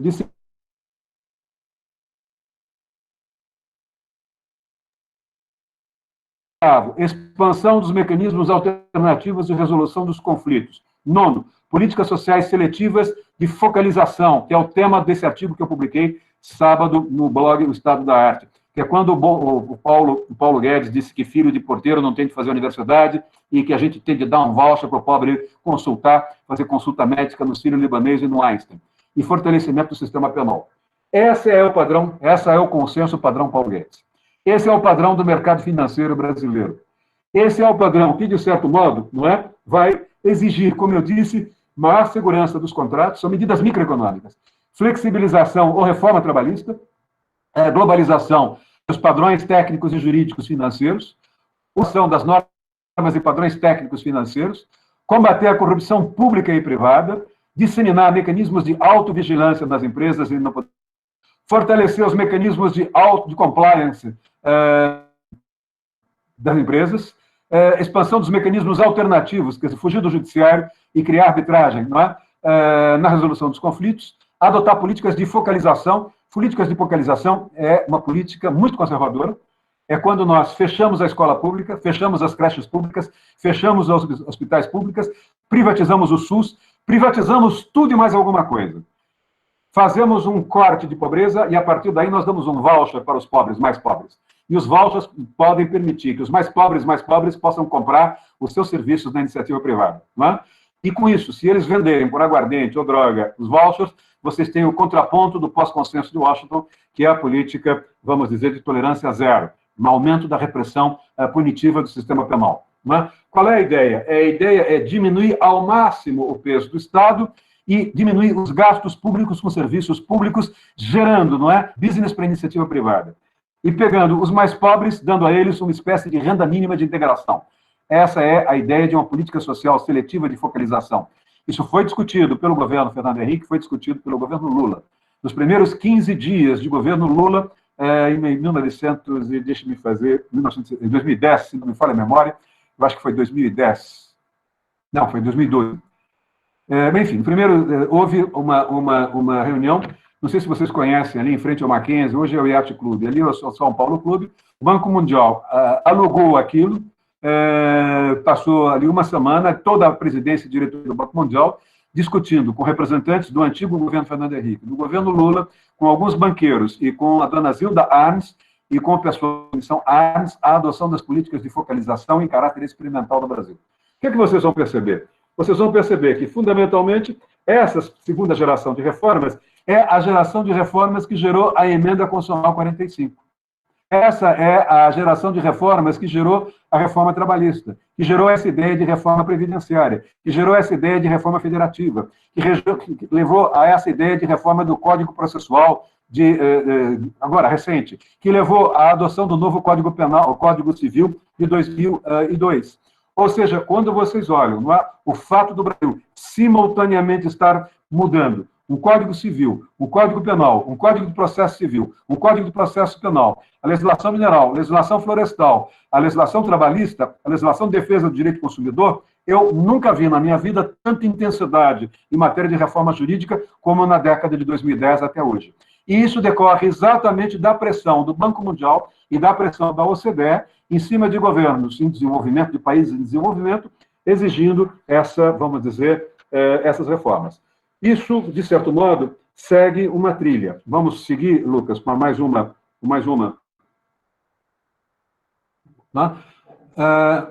Não, mais ainda. Agora é um quadro amarelo, se tiver. A desjuridificação. Esse aqui, esse. As outras são para vocês, não vou ter tempo, não é? Mas eu gostaria que vocês olhassem esse quadro. Esse quadro é a síntese da segunda geração de reformas do Banco Mundial. A primeira, como eu disse, macroeconômica, era o consenso de Washington. A segunda é o conceito, não é, de pós-consenso. Aí eu tenho uma visão micro, eu tenho uma visão que é no sentido de reformas concretas, e todas essas reformas exigem uma nova concepção de direito. Essas reformas são as reformas que trabalham na linha de uma desjuridificação. 2 minutos atrás, eu disse que saímos de 1978 para 66 ou 68 federais e fomos para 170 mil leis federais no final do governo Temer. Não é? Eu disse que a sociologia alemã trabalhou com o conceito de hiperjuridificação e a sociologia do direito francesa com o conceito de diarreia normativa. Não é?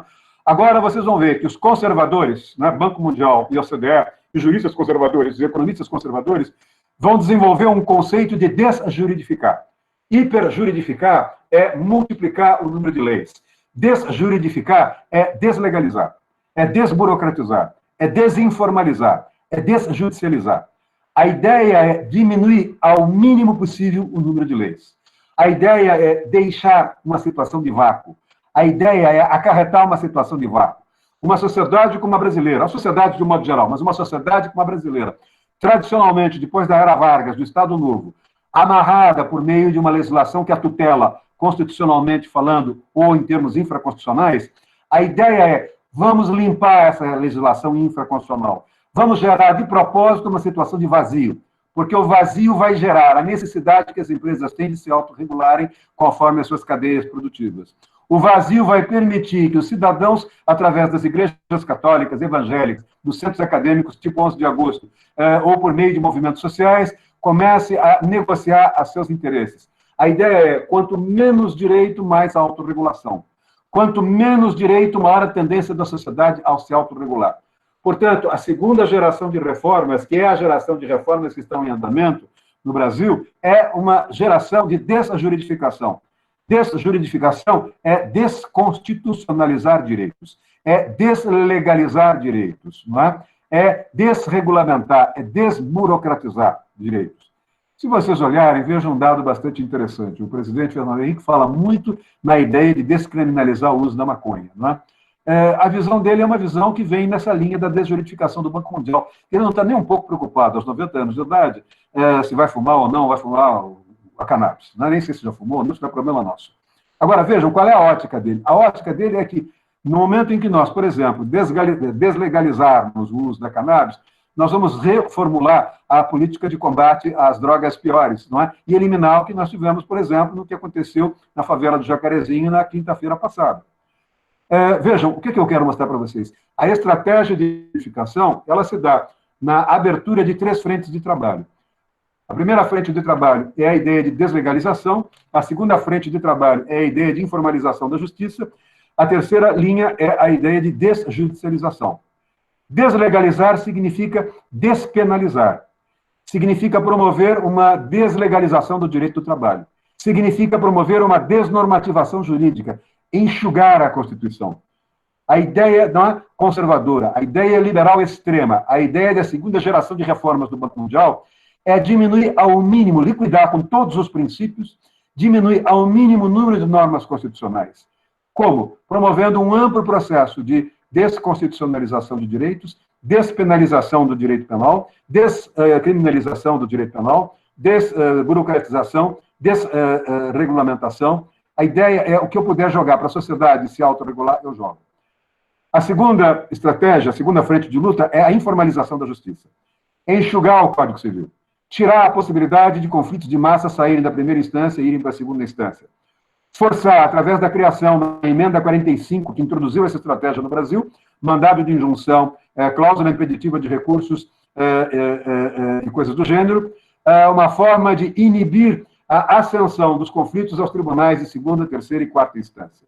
A ideia é tudo que eu puder, não é? Diminuir, eu diminuo no Código de Processo e no Código Penal. A ideia é criar um movimento chamado Movimento de Resolução Alternativa de Litígios. Não é? Não cabe aí no quadro, não existe movimento RAL. Aí é Movimento de Resolução Alternativa de Litígios. Na minha passagem pela Universidade de Wisconsin, para discutir essas questões sob a orientação do professor David Trubek, não é? Eu me lembro que o movimento RAL era o grande, o Movimento de Resolução Alternativa dos Litígios, era a grande discussão da sociologia do direito americana. Como a gente promove uma justiça alternativa ou informal, como é que uma justiça alternativa pode resolver problemas que a justiça tradicional não resolve. Não é? Durante muito tempo, eu passei uma vez essa lâmina aí na classe, houve alguém que colocou aí movimento Raul, a letra dele era muito ruim, ficou movimento Rui. Eu me lembro de uma classe colou e uma classe falava no movimento Rui e ninguém tinha estudado, todo mundo falava no movimento Rui Barbosa. Não tem nada a ver com o Rui Barbosa. O apelido Raul aí é apenas e tão somente porque eu não tive espaço, a não ser colocar a resolução alternativa de litígios. Esse é o momento em que vocês começam a explodir a arbitragem no Brasil. Esse é o momento, graças a essa estratégia de desjuridificação, que o governo brasileiro vai criar o Conselho Nacional de Justiça, o Conselho Nacional do Ministério Público. Foi com essa ideia de desenvolvimento do paradigma do consenso, de reparação e negociação da justiça na comunidade, que o governo do PT, na gestão Tomás Bastos, tentou, num determinado momento, fazer com que nós restabelecêssemos a justiça de paz nas comunidades ou nas favelas. Né? Ele liderou, junto com o CNJ, 3 projetos de uma justiça chamada restaurativa, que era uma justiça que deu certo na Neozelândia. A ideia era trabalhar implantando aquela experiência no Brasil. A experiência foi feita em Mauá, que é uma cidade de dormitório muito violenta, próximo de São Bernardo, em Canoas, que é uma cidade próxima do lado da região metropolitana de Porto Alegre, uma cidade industrial também violenta, e uma cidade, eu não sei se é Taguatinga, do Distrito Federal. Não é? E, por fim, vocês vão ter a desjudicialização, ou seja, cada vez mais a adoção de meios informais e recursos dos processos judiciais. A lei da arbitragem permite, por exemplo, que economistas e engenheiros possam ser árbitros. Não é? Isso vem causar um impacto muito grande do ponto de vista das nossas profissões jurídicas. Eu não terei tempo para discutir isso aqui. Mas a deslegalização do direito penal mudou o mercado de trabalho dos penalistas. A deslegalização do direito do trabalho restringiu dramaticamente o mercado de trabalho dos advogados trabalhistas. A desregulamentação administrativa está exigindo que as procuradorias do Estado sejam inteiramente reformuladas. E, ao mesmo tempo, a presença de pessoas não formadas em direito para atuar em áreas onde o direito faz uma interface com a economia, isso está abrindo caminho para que parte da nossa profissão seja, de alguma maneira, tomada por pessoas que têm uma formação em economia, mas também têm uma formação em jurídica de muito boa qualidade. Com isso, o que é que nós estamos percebendo? Estamos percebendo a transferência da competência da resolução de litígios de velhas profissões para novas profissões. Eu tenho dado uma consultoria para os procuradores, a Associação Nacional de Procuradores do Estado, porque eu tenho dividido esses juristas que são capazes de entender tudo isso que eu estou falando em 2 categorias: os advogados públicos estruturantes e a elite cosmopolita de negócios. A elite cosmopolita de negócios, os advogados que dão aula na GV, de Direito, ou no Rio, são todos da elite cosmopolita de negócios, eles andam de bicicleta com esse quadro, e são capazes de entender tudo o que aconteceu. Se vocês olham os nossos professores do Largo São Francisco, que são juízes e promotores, eles não têm a menor ideia do que aconteceu.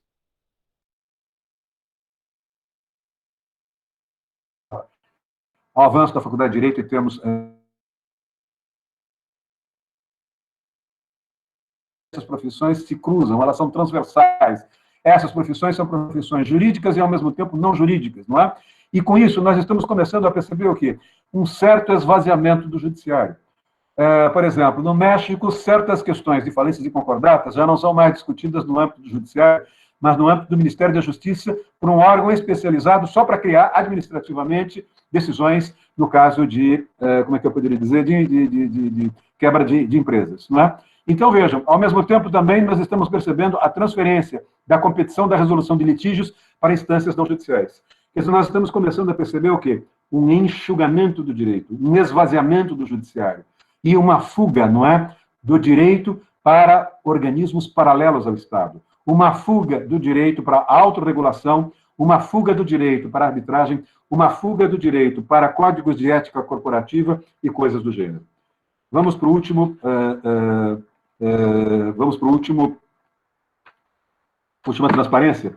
Tem outras transparências que eu não estou usando, não é? Mas vale para você, sugiro a vocês que leiam, é que eu não tenho tempo. Eu acho que tem mais uma ainda, antes dessa. Não tem, Lucas? O neo-institucionalismo, a visão do direito pelas teorias econômicas dominantes.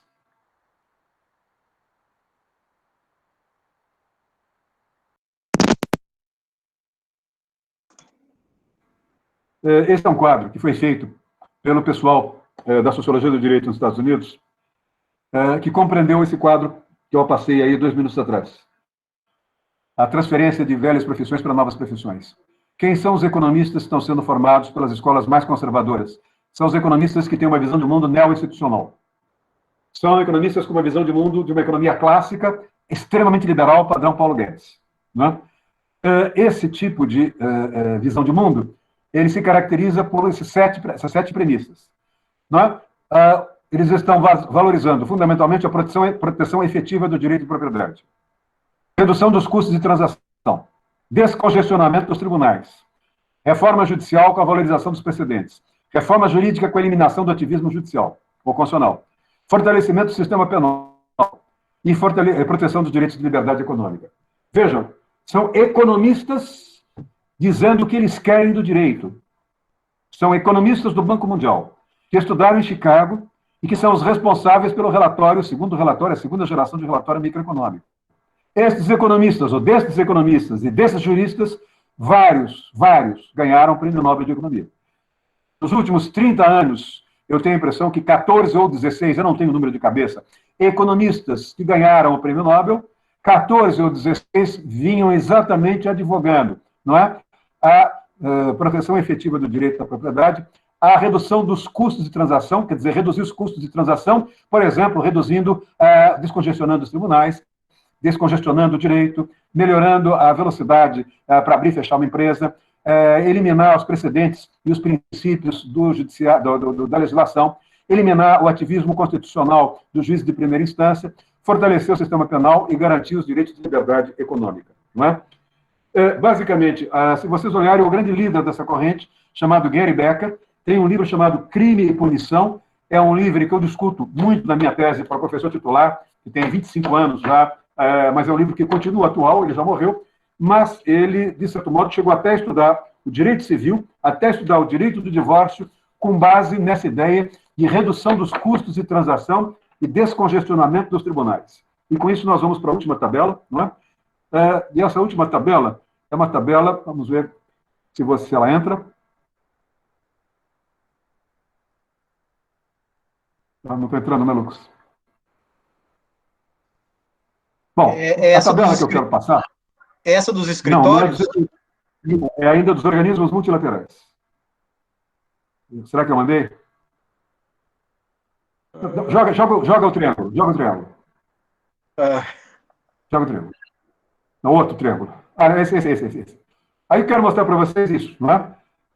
Se vocês olharem os escritórios de advocacia, como é que fica o trabalho da advocacia? O trabalho da advocacia fica, basicamente, na visão clássica da Faculdade de Direito lá de São Francisco. E professores com uma formação dogmática, vocês são treinados o tempo todo para olhar o conflito à luz do tribunal. Só que quando vocês saem da Faculdade de Direito, vocês vão perceber o quê?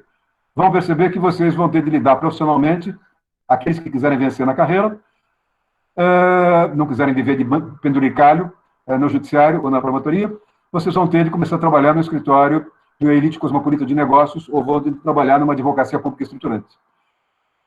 E isso vai exigir que vocês comecem a não lidar com os tribunais. Vocês vão começar a perceber que o crescimento do mercado de trabalho se dá onde está, não é?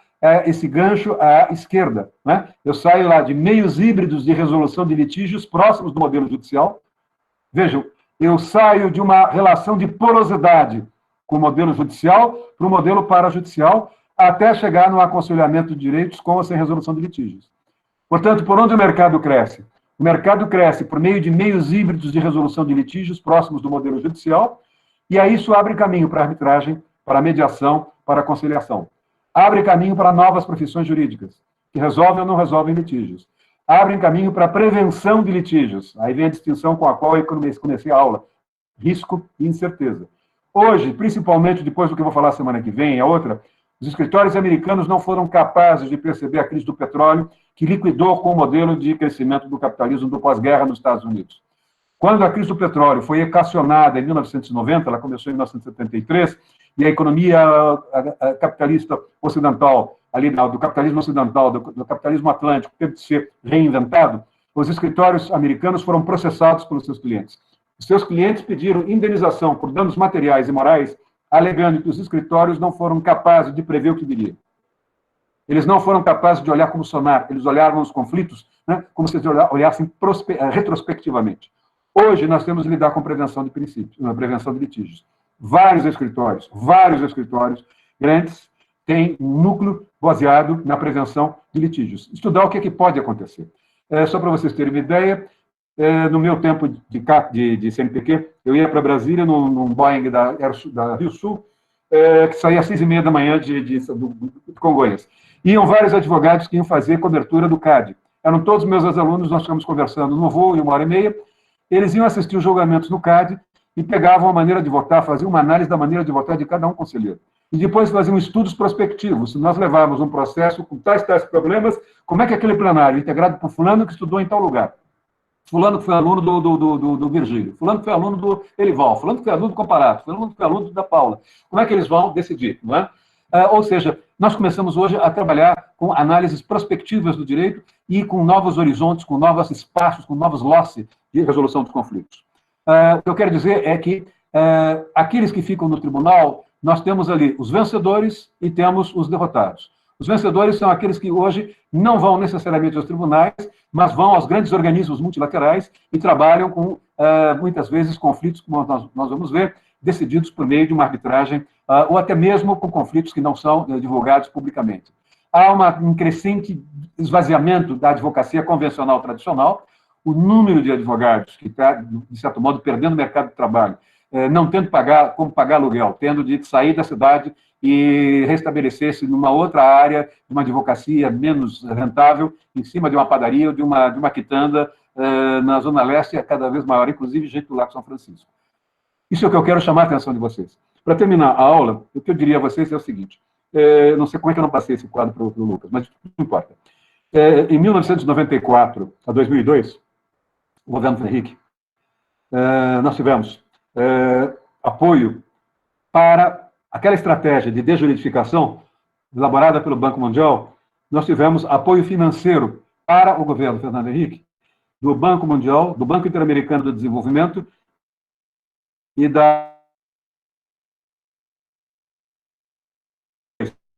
o BM, Banco Mundial, o BID e a AID geraram para o Brasil. A AID, 536 milhões de dólares, o BID, 325 milhões de dólares, o Banco Mundial, 120 milhões de dólares. No total, isso vai dar 982 milhões de dólares. Pois bem, o Banco Mundial, o BID e a AID doaram a fundo perdido para o Brasil, nesse período de 1994 a 2002, 982 milhões de dólares. Eram recursos para financiar a introdução no Brasil das discussões que levaram à Emenda 45. Esse dinheiro entrou para preparar o terreno para a implementação da reforma do Judiciário feita pela Emenda Constitucional 45. Esse dinheiro foi o dinheiro utilizado, entre outras coisas, para fazer essas menções, essas reformas que eu mencionei aqui a vocês alguns minutos atrás. Proteção efetiva do direito de propriedade, descongestionamento dos tribunais, reforma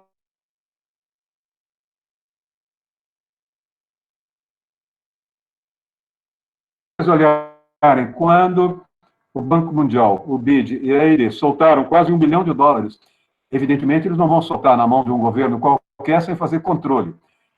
Eles exigem que haja um controle de qualidade e um controle de processo. A Fundação Getúlio Vargas e outros órgãos do gênero perceberam que podiam ganhar dinheiro com essa assessoria para o Banco Mundial, fazendo a fiscalização das reformas do Judiciário ou fazendo os estudos da reforma do Judiciário. Foi isso que levou, em 1999, foi isso que levou à criação do curso de Direito da Fundação Getúlio Vargas em São Paulo e no Rio de Janeiro. Né? Ou seja, a Fundação Getúlio Vargas vai conseguir criar um curso de Direito no Rio e São Paulo, exclusivamente voltado a um direito de negócios, a um direito de mercado, não está preocupada com a advocacia pública estruturante, está preocupada com a elite cosmopolita de negócios, fundamentalmente preocupada em gerar gente tecnicamente capaz de lidar com esses conflitos novos trazidos a partir dessas premissas. Ou seja, o que a Fundação Getúlio Vargas fez foi disputar e ganhar, tanto com base no Rio, a base do Rio, tanto a base de São Paulo, licitações para, vamos dizer, assessorar as reformas feitas pelo Poder Judiciário do Brasil. O detalhe mais interessante não é esse. O detalhe mais interessante, eu acompanhei isso de perto, porque vários dos professores, até hoje, vários dos professores que montaram a GV, eu fui convidado para ajudar a montar, eu só trabalhei como consultor. E quando o Ari Oswaldo, que é dono do Matos Filho, você terminou o mandato dele como diretor, a GV pediu que eu fosse diretor, eu recusei, e hoje é o Oscar Vilhena. E o Carlos Arício Micel também recusou. Eu prefiro a USP, não quero me vincular demais com isso. Estudo isso, mas não quero me vincular demais. Mas o que eu gostaria de dizer e chamar a atenção de vocês é para o fato de que, quando veio o governo do Lula, só no primeiro mandato do Lula, o governo Lula recebeu do mesmo sistema, Banco Mundial, BID, $1 bilhão também. Detalhe, enquanto o governo Fernando Henrique demorou 2 mandatos para receber $1 bilhão, o governo Lula demorou 1 mandato. Eu me lembro de ter sido várias vezes convidado pela direção da Fundação Getúlio Vargas para almoçar com o Márcio Tomás Bastos, ministro da Justiça do Lula, para discutir exatamente como é que seria implementada a reforma do judiciário no Brasil. Essa reforma esse dinheiro valorizou a discussão sobre, primeiro, infraestrutura administrativa e tecnológica, segundo, melhoria das técnicas de investigação de delitos, terceiro, criação do CNJ e do Conselho Nacional do Ministério Público, quarto, adoção de técnicas padronizadoras de gestão, a avaliação de produtividade da magistratura e dos procuradores e redefinição dos critérios de promoção. E, por fim, acesso à justiça, criação de defensorias públicas, de centros de mediação, de conciliação extrajudicial e valorizar as reformas, vamos dizer, de segunda geração do Banco Mundial. Com isso, eu acho que mostrei para vocês que nós vamos começar a estudar, a partir da semana que vem, por que o Brasil é conflitivo, por que o Brasil tem um crescente número de conflitos e, ao mesmo tempo, o Brasil pega, melhor dizendo, por um excesso de leis, por um excesso de legislações. Como é que nós vamos, de certo modo, caminhar do ponto de vista das reformas jurídicas num contexto cada vez mais tenso em função, primeiro, da herança da crise financeira de 2008 e agora da pandemia. Portanto, na semana que vem, vamos falar especificamente das transformações brasileiras do século XX para o século XXI, de onde a gente vem para onde a gente está indo. Tentar mostrar os gargalos estruturais da sociedade, como é que esses gargalos exigem mudanças jurídicas, o que tem sido feito, o que não tem sido feito, as bobagens que têm sido feitas, as bobagens que não têm sido feitas, ou as inovações importantes que têm sido feitas. Vai ser um curso bastante interessante. Nas próximas 2 ou 3 aulas, eu vou discutir a evolução da industrialização brasileira e terminar, depois o Lucas sabe como é que nós vamos terminar, mostrando um pouquinho o que é o presidencialismo de coalizão, como é que nós garantimos a governabilidade do Brasil, por que é que os presidentes da República dependem de um centrão da vida para poder governar, qual é o preço que isso traz, como é que isso vai impactar nos tribunais, como é que isso vai impactar na renovação do Supremo Tribunal Federal. Vejo que está sendo renovado de uma maneira absolutamente medíocre, com a indicação última que foi feita.